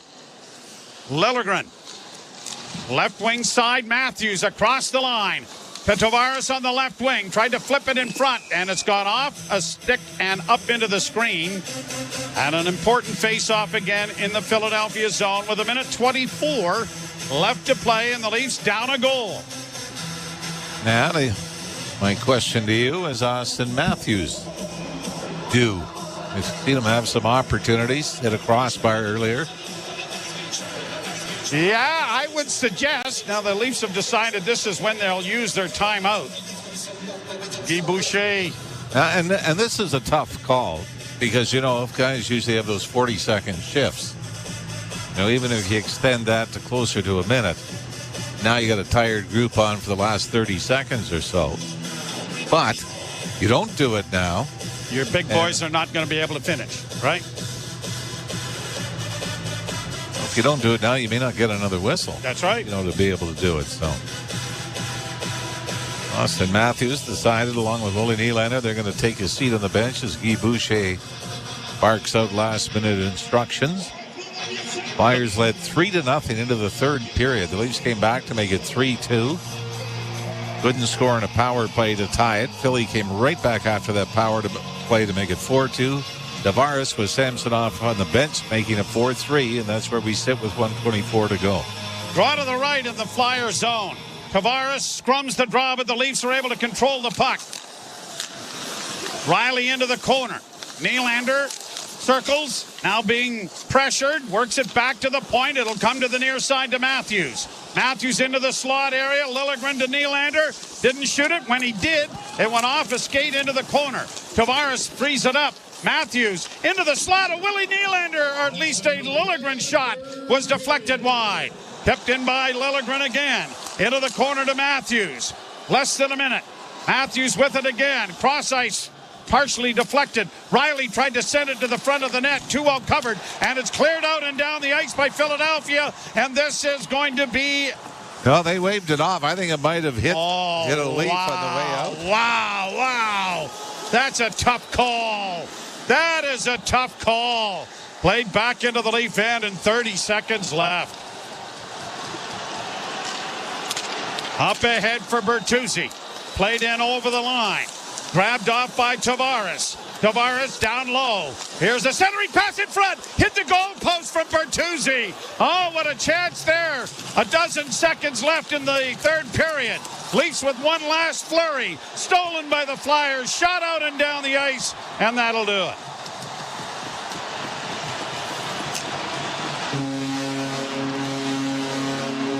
Boy, I don't know about the icing. Yeah, I really don't. The linesman was there and waved it off right away. So maybe a Leaf got a stick on it, but the Philadelphia Flyers hold on. And just barely. So you like the fact that the Leafs pushed back in the third period. You don't like the fact how they got there. As we're going to look again, as Willie Nylander had a shot blocked high, and then Austin Matthews. Oh boy, he found Liljegren, and that went off Ryan Poehling. Watching the replay again. And then, there's the other one, Bertuzzi. And I don't know if this goes up off the crossbar. I thought it did, Jim, to be honest with you. But the Flyers, the desperate team in this game, come away with the 2 points. Ryan Reeves, who got into a fight with Delorier in the opening period, did not return. So that's going to lead to some more reshuffling. I'm sure we're going to see Noah Gregor back in the lineup for the Leafs tomorrow night. And I'm willing to bet Joseph Woll is the starting goaltender, as Ilya Samsonov has a 7-game road winning streak stopped in the 4-3 loss here tonight. Well, we will step aside. Jim Taddy and Dave Feschuk along for the post-game show as the Maple Leafs drop a 4-3 decision to the Philadelphia Flyers. You've been listening to Molson Leaf Hockey on TSN 1050 and the Maple Leafs Radio Network. Baseball is back, and the Dodgers and Padres will begin the 2024 regular season on MLB's World Tour in Seoul, Korea. Here are the action, including Shohei Ohtani's Dodger debut on Wednesday and Thursday morning at 6:05 Eastern. Sirius 106, XM 175, or find your hometown broadcasters on the all-new Sirius XM app. Shohei Ohtani brings them to their feet. After the final out, talk about the game on MLB Network Radio, Sirius XM Channel 89, and the Sirius XM app. NHL Morning Skate. The general manager of the Vegas Golden Knights, Kelly McCrimmon. Vegas so quickly has become a place where players want to go. Players appreciate that we're trying to win, and I think have come to expect it. It's their livelihood and all of those things that go with it. So we try to do what we can to help that happen. NHL Morning Skate with Scott Laughlin and Gord Stellar. Weekdays 7 a.m. Eastern on NHL Network Radio, Sirius XM 91, and the Sirius XM app. The Power Play with Steve Koulias. Toronto, they don't have a face card. Like, they don't have an ace. Morgan's a jack. They have so many non-face cards that these guys are going to have to bullpen by committee. Because the real truth is this, they got a good forward group. But if you don't defend against Boston and Florida, you're not seeing Boston or Florida in round 2. That's the exam, and the test will be on this defense. The Power Play, weekdays 3 p.m. Eastern on NHL Network Radio, Sirius XM 91, and the Sirius XM app.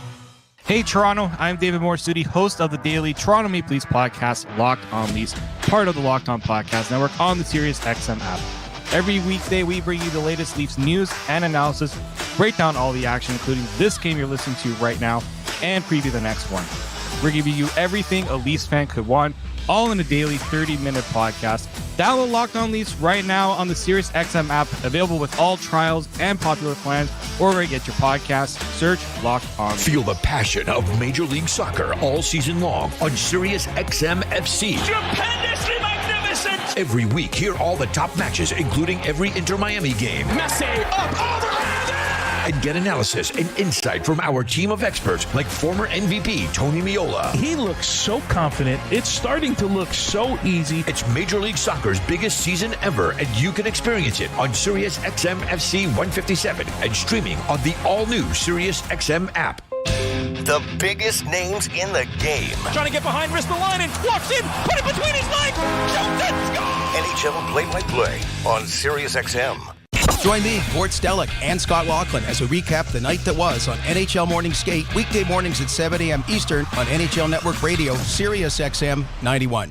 The best hockey lives here. Burns gets it back, stick handles to the backhand, moves in front, score! NHL play-by-play on Sirius XM. Hi, this is Ray Hudson, and for all the biggest matches from club soccer's holy grail, the UEFA Champions League, tune in to Sirius XM FC 157.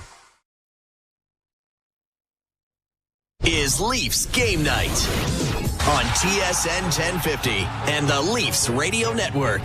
The Leafs live here.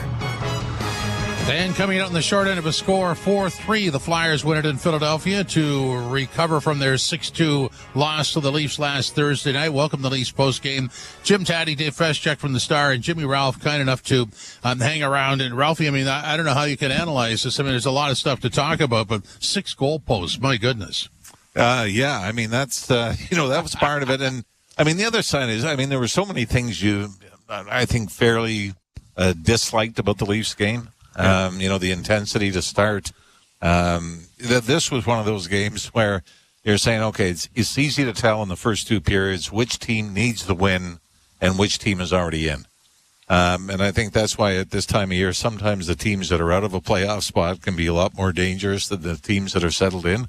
But when it comes down to it, I mean, it's a 1-goal loss, and 2 of Philadelphia goals are wrist shots through screens that find their way in. So as much as, both teams had opportunities, that's the difference in the game right there. 2 long wrist shots through bodies find their way into the net, and, there are plenty of mistakes on both sides, but that essentially is what it comes down to. And I guess if you're looking for positives, fellas, like the Leafs, they found some energy late if they didn't have it early, which they didn't. And look, at least you get a power play goal. Finally, you're now 2 for 26 after you've gone 1 for 25. Nylander scores to make it 3-1. You get the goal to make it 3-2 from Bertuzzi. A really nice play. Morgan Riley activating from down the wall and setting that one up off a pass from John Tavares. And so those are positives. And hey, you score another 6-on-5 goal. You got 9 of those, second best in the league. And nearly pull off what Carolina pulled off on you the other night. But you're right, Ralphie. Like, you can say, hey, puck luck was terrible. All these posts they hit, they could have had so many goals. Flyers could have had a lot, too. They missed a 2-on-0. They missed a breakaway. They had plenty of other chances that Ilya Samsonov turned away. Ultimately, I think the better team won tonight, and that was the Philadelphia Flyers. Yeah, it almost felt like an 80s game, didn't it? Where neither team ever really seemed to be able to take control. You never felt that a 2 or 3 goal lead was safe. And, it comes down to goal posts and screenshots. And, but Philadelphia, give them credit. They did respond. And let's face it, if you're going to bench your captain for this game, for John Tortorella, I mean, the result of this game was huge because you could see it just being part of the spiral out of the playoffs, or maybe it's an opportunity where they regroup and they rally around this. But, I think it's one of those games when you go into it, you go, okay, there's too many streaks here that eventually have to end. The Ilya Samsonov 7-game road winning streak. The Leafs had an 8-game winning streak over the Flyers overall, going back to, I believe it was the 2019 season. It was one of those when you're going, okay, the hockey gods might be stepping in here. And, the Leafs played their role in falling behind 3-0, but, It was one of those where you think, okay, a lot of streaks were due to end tonight. Well, I mean, there were lazy starts to the first and second period. And Ralphie, sometimes at this time of the year, you go into a rink and you step into a situation, and clearly Coach Tortorella had lit a bonfire under his team by not dressing 2 of the mainstays, and that got everybody's attention. But I want to focus in on John Tavares here because he had a goal and 2 assists for 3 points. He had 3 shots on goal, another 6 that didn't get through, and 13 and 5 in the faceoff dot. This guy was a going concern for the Leafs tonight. Yeah, and it was good to see, and I think that's where, I heard you and David talking in the pregame show that you take Mitch Marner out of the lineup. It's amazing the juggling you have to do in your top 6 to try to get combinations that are going to work. And whether you want to say John Tavares is going to be your number 2 or number 3 center when it comes to the postseason, you'll take a lot more of that, wouldn't you? Yeah, you definitely will. They need Tavares to pick it up, and we sort of mused Ralphie before the game that without Marner, maybe Matthews tries to become more of a facilitator at times. I don't think we would have recommended the pass he made in the second period where he had that wonderful chance coming down the left wing and decided to make a pass back to Max Domi instead of letting him fly. but although Domi had the empty net, it just goes off York's skate. Yeah, I know, but I still would have liked to see Matthews shoot there, although it was a very good pass. But he had 2 assists tonight, Matthews did, had plenty of chances, was one of the guys that was a victim of the post late in the game there. So, good things from Matthews. He was buzzing at times. But ultimately, yeah, you still miss Mitch Marner. There's no doubt about that. And I think Sheldon Keefe said, hey, he's day-to-day from being day-to-day. In other words, he won't be around tomorrow in Washington. We'll see if he's going to be around Saturday at home against the Edmonton Oilers. But they could use him, but they'll have to make do when he's away. One thing I do like about the Matthews passing off there, and we saw him do it a number of times on the Leaf power play as well. All the talk about 70 goals and everything else, I get the impression, and it's not through any inside information or private conversations, he could care less about it. Because he's not a guy that's just shooting from everywhere, trying to get a lucky bounce and trying to pad the stats. I mean, that you see him on that play making the pass to Max Domi.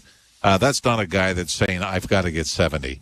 And there's an urgency to do it, and I'm going to be selfish to do it. In fact, I think it almost looks like of late, he's going out of his way to say, no, it doesn't matter to me, and I'm going to prove it to you. I'm going to pass off when I've got opportunities to shoot. So part of me really likes that. The other part says, you're too good to be passing.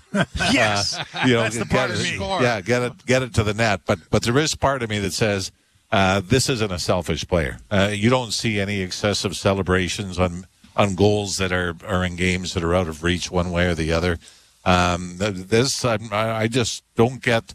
When you saw Ovechkin go on some tears, he celebrated, it seemed, every goal, even if it was a 5-1, 6-1 game. Yes. And it was a little irritating. And I remember Don Cherry going after him for my stick's too hot. He did that silly. Yeah. And personally, I like Matthews' approach to it, where it's about trying to win a game or the best way to score a goal as opposed to just me doing it. And we might be seeing kind of the downside of that is the opportunities he had when you're going, boy, you got to shoot. That's let's not carry that mentality into the postseason. Ralphie, in all the time you've been involved in this game and all the levels you've played at, did anybody ever have the team either you played for or the team you played against ever hit 6 goal posts in a game? No, I'd still be playing. I set you up perfectly there. Oh, yeah. No, let's put it this way. If I heard metal in behind me, it was usually the middle bar. It wasn't a crossbar or a goalpost.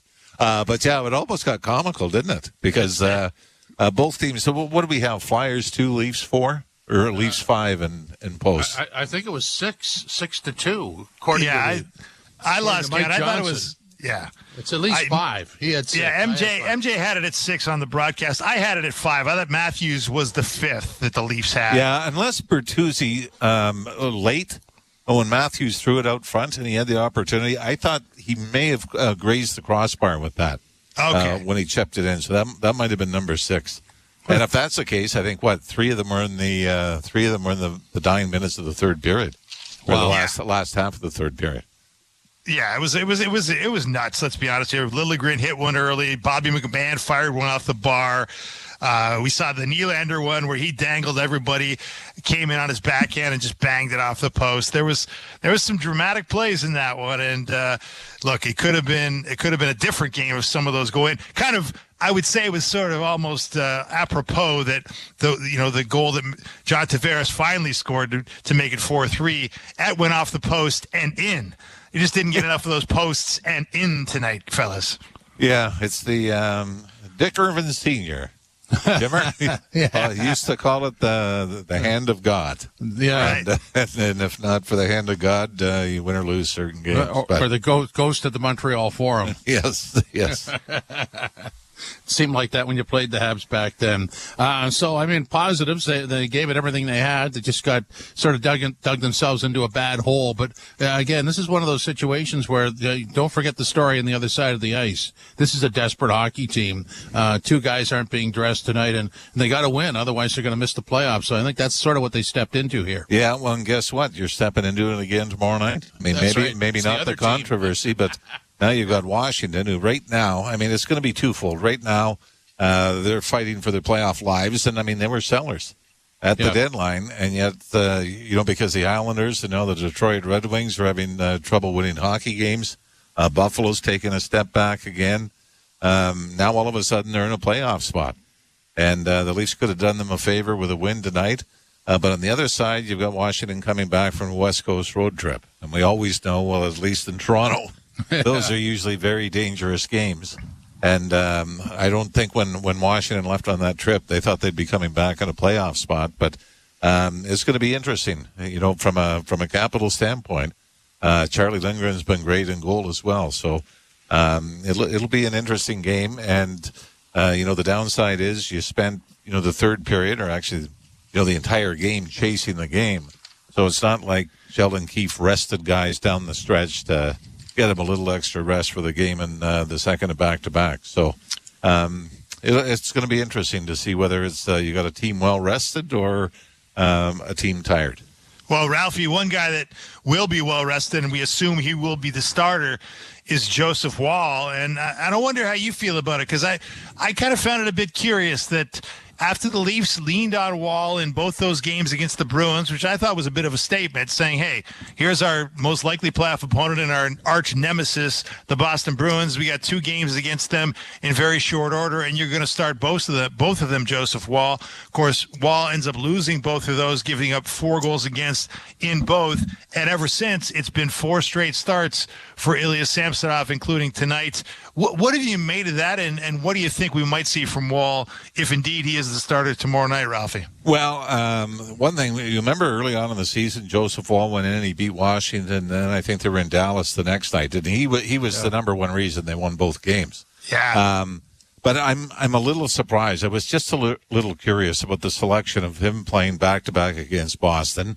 They had the opportunity where they could have, played Samsonov in the first, I think, of the... Was it the first back-to-back? Or no, yeah, that's right. They could have played him the first game and had Samsonov play the second game in Boston. I'm curious. Now you're looking at 2 weeks. You come back, he plays 3 games in a week, and now he goes 2 weeks without a game. And I don't know whether that's simply because Ilya Samsonov has been on a great roll, but I think we'll all agree that Joseph Wall is somebody that I think you want ready for the playoffs, whether he's in for game 1 or not. So I just found, and I don't know whether, Curtis McElhinney or Curtis Sanford, if these are the guys that help make those decisions for Sheldon Keefe. But I just found it odd. And, maybe part of it was they felt that in his 3 games since coming back, Joseph Wall wasn't quite where they wanted him. So they thought they'd use this part of the schedule to get him a little more practice time and a little more ready. But we'll see the result of that tomorrow night. Yeah, I was just going to say maybe they saw in the 2 Boston games something they wanted to tweak, or maybe they talked to him and he wasn't feeling the way he wanted to feel. And, I mean, that's insider information that we wouldn't have. But, the bottom line is there's plenty of time to get him ramped up for the playoffs. So I wouldn't worry too much about that. No, but again, it's just sort of the mindset. It was like, your chance to play is going to rest on your ability to beat the Boston Bruins. And let's not forget, the Leafs, and I think the game they did win, was it not 3-2 over Arizona? So the Leafs, yes. On the other side of that, the Leafs have only scored 5 goals for him in 3 games since he's come back. So, it's pretty harsh criticism if you're judging the rest of his season based on those 2 Boston games. Yeah, Ralphie? Go ahead. Go ahead. It was just... No, I was just going to say, no doubt about it. And look, I mean, let's hope the Maple Leafs defense core is a little sharper tomorrow night if it indeed is Joseph Wall.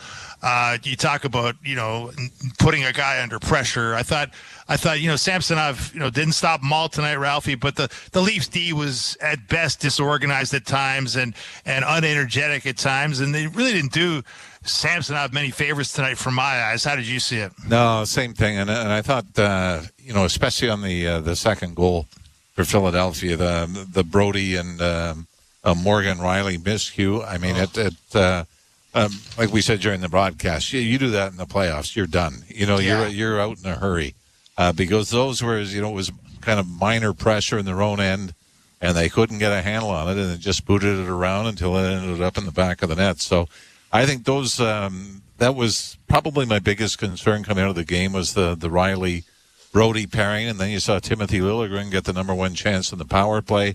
And I still thought, you know what, there's an opportunity to call a goalie interference penalty on the second goal. And I was surprised that it was very quickly the puck was dropped and they moved on with it. And, you sometimes wonder, is that a coach saying, you know what, I'm not getting you guys off the hook for this? Yeah. We're not going to video review. We're not going to gamble. You guys are going to own this. And, we're going to see some changes going forward. And like I said, I thought it was very interesting to see Timothy Liljegren out in the first power play unit after that. It probably won't be the last time we see that. If Marner's out for any length of time, I would suspect they would go with that. Yeah, it's going to be interesting to see what's going forward, and but certainly it seemed that it was rather noticeable that Riley and TJ Brody were having their problems. Yep, Ralphie, thanks very much. Appreciate it. All right, Jimmer, take the rest of the night off. Yeah, you take the rest of the night off. Okay, get out of here. Thanks, guys. Thanks, Ralphie. Thanks, Ralphie. It is kind of an interesting game, but one thing Ralphie said that sticks in my mind, he's talking about that the second goal and the lax play. I would suggest to you the first goal was also like that, and if you apply the playoff analysis, you can't do that in the playoffs. Well, you can't do what you did against Carolina Saturday in the playoffs either. So, I mean, there's a collection of those stories, isn't there? Yeah, I know there are a lot of people that will be pointing, as Ralphie did, to the Brody-Riley pairing there and pointing out that, hey, man, that when Lyubushkin's out and it's not Riley Lyubushkin, it really can't be Riley Brody. And tonight was a pretty good example of that. But it wasn't just them. To your point, the first goal, that's a neutral zone turnover by Joel Edmondson. And it's not just about Edmondson and Liljegren who are on the ice as the defensive unit. It was the entire line there. That was Robertson. That was Domi out there. That was Tavares out there. And they lost puck battles in that 19 seconds that allowed Owen Tippett to score the opening goal. It was a 5-man fail in front of Ilya Samsonov. It wasn't just about the D, and it was just not enough energy out of the gate, and the Flyers coming out like they were shot out of a cannon, by a coach who definitely, ignited a fire in that dressing room by the various moves he made in scratching some stalwarts like Sean Couturier and Cam Atkinson. So, yeah, it's easy to scapegoat two guys, and Riley and Brody are going to take their share of it for tonight's performance, and fairly, because they did not play well. No doubt about that. There's no defending the way they played. But to me, this is not just about the D-core. We saw a lot of really lax efforts in the 5-man D-zone coverage tonight, Jim. I thought the Flyers had a lot of chance, a lot of space. The Flyers had a lot of space to operate and to really kind of take their time in deciding which passing lanes to take, which shooting lanes to take. They screened the goaltender, effectively in front of Samsonov. And so to me, this is not just about the D-core, not just about the D-pairs. It's about this team playing 5-man defense in a more effective way.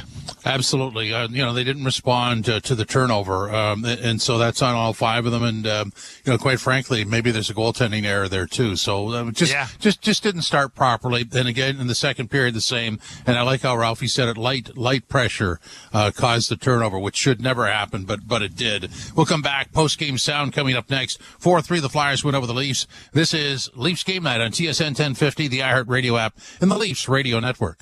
Hi, Anthony Longo here. At Longo's, we put as much care into our products as you do into family meals. So this Easter, we recommend our AAA boneless strip loin roasts and steaks, naturally aged for at least 21 days, so you're getting the most tender beef around. You'll see why 68 years in the biz makes us Ontario's favorite grocery store. Yep, great things only get better with age. Except for my back. Remember to stretch, folks.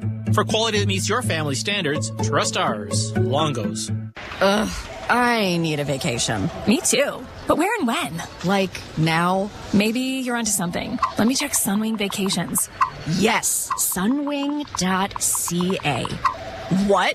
Beach? Please. A last-minute vacay to Cuba starting at $785? Sun, sea, sand, here we come. With March deals this low, you just gotta say book it and go. Book with your local travel agent or...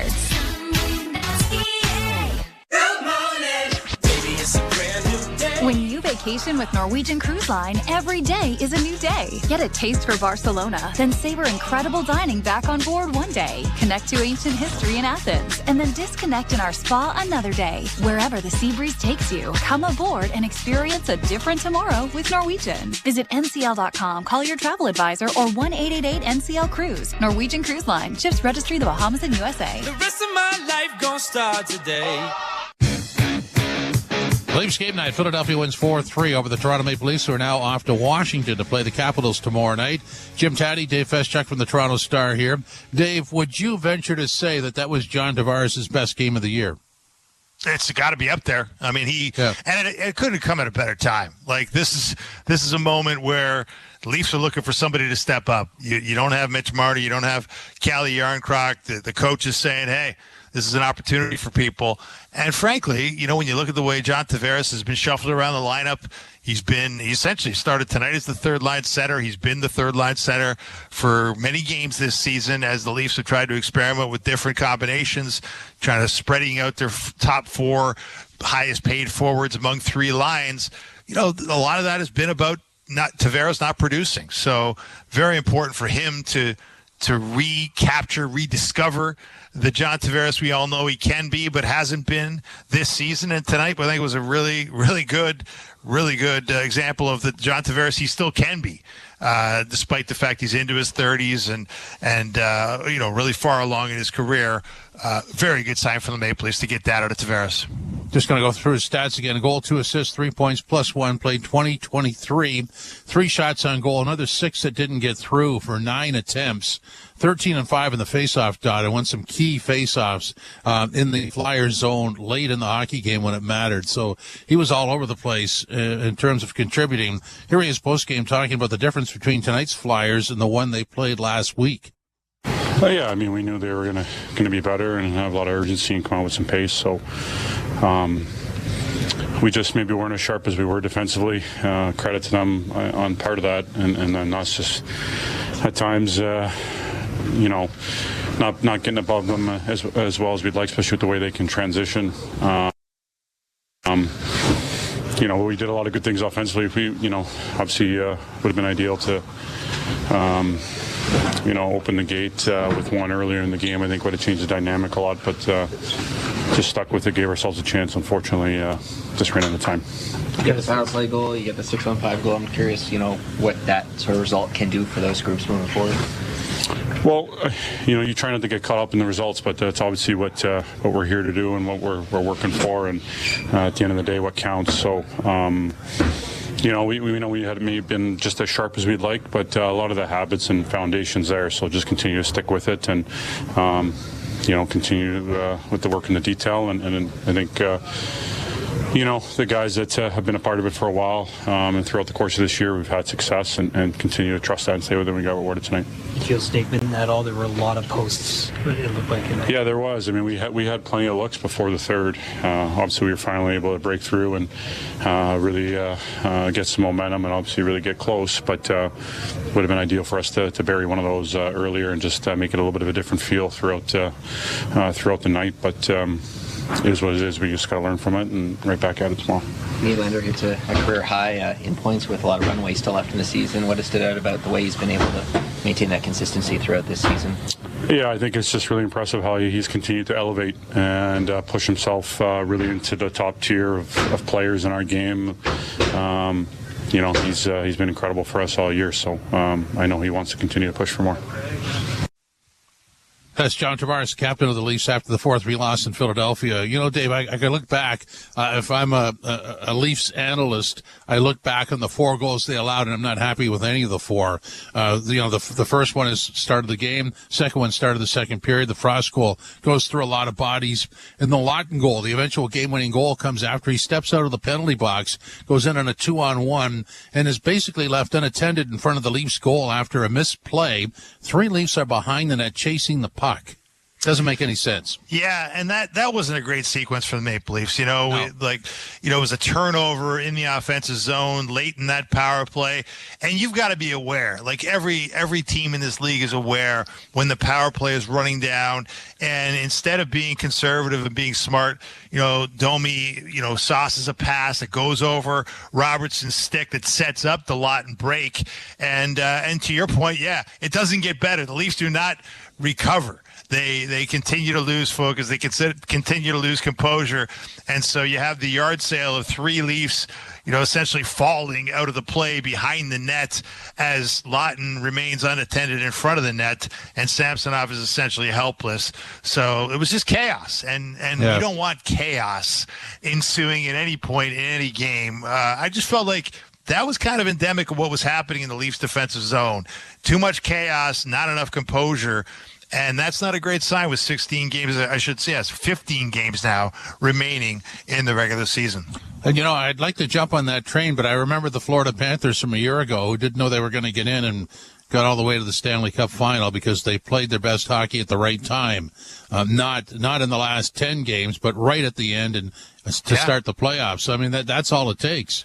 That's all it takes. And, I mean, look, it's funny how you talk about the power play and finally scoring. You were 1 for 25 coming in, now you're 2 for 26. But it's easy to forget, like before you went on this 2 for 26 stretch, you had an 11-game hot streak on that power play where you were the best power play in the National Hockey League, bar none. They had 16 goals in the 11-game hot streak that preceded this 10-game cold streak they've been on.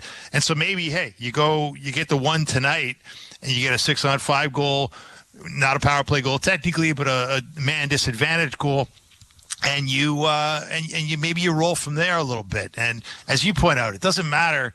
Everybody's going to go through cold streaks, whether you had a 10-game cold streak where you had the worst power play in the league. As long as you can get it back up to speed when it matters, that's all it's going to take. So you got to take the positive of this stuff. You got to take, hopefully, as Sheldon Keefe has said many times in these most recent games where they've shown some defensive liabilities.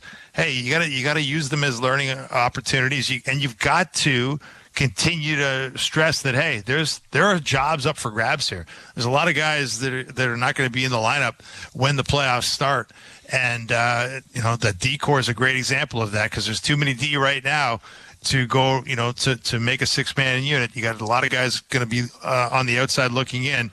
So what better time than this stretch run here, this final month of the regular season, to iron those things out? I used to be a big fan of the last 20 games. It was a tightening up process and show me what you have. But, I mean, when you look at the East playoff situation in the wild card race and certainly the Metropolitan Division, the number 3 seed, there are some wacky scenarios. There's a collection of teams, as we said in the pregame, that just can't put it together. And on a nightly basis, you could walk into something. So I wouldn't overanalyze what happened tonight and maybe not tomorrow night. The level playing field is when you start the best 4 or 7 series with the same team, and then you go to work. As long as something stupid doesn't happen here in a negative fashion, I'm okay with it. Yeah, for sure. Like it is almost an uneven kind of motivational situation. Like tonight, you got a desperate Philadelphia team whose coach is pulling all the psychological tricks out of the closet by scratching the captain and on down the line. Leafs can't, Sheldon, there was no way for Sheldon Keefe to counter that, right? What was he going to do? Yeah. They had to go into the Philadelphia and face that. And look, they almost came away by putting it into overtime. They put a lot of pressure on the Flyers late in that game at 6-on-5. And hey, if not for one of the 5 or 6 posts, maybe it is a different game. Same thing tomorrow in Washington. Not only do you have the disadvantage of being on a back-to-back while Washington has tonight off, although they are coming off a Western trip, you got a Washington team fighting for its life, fighting for its playoff life.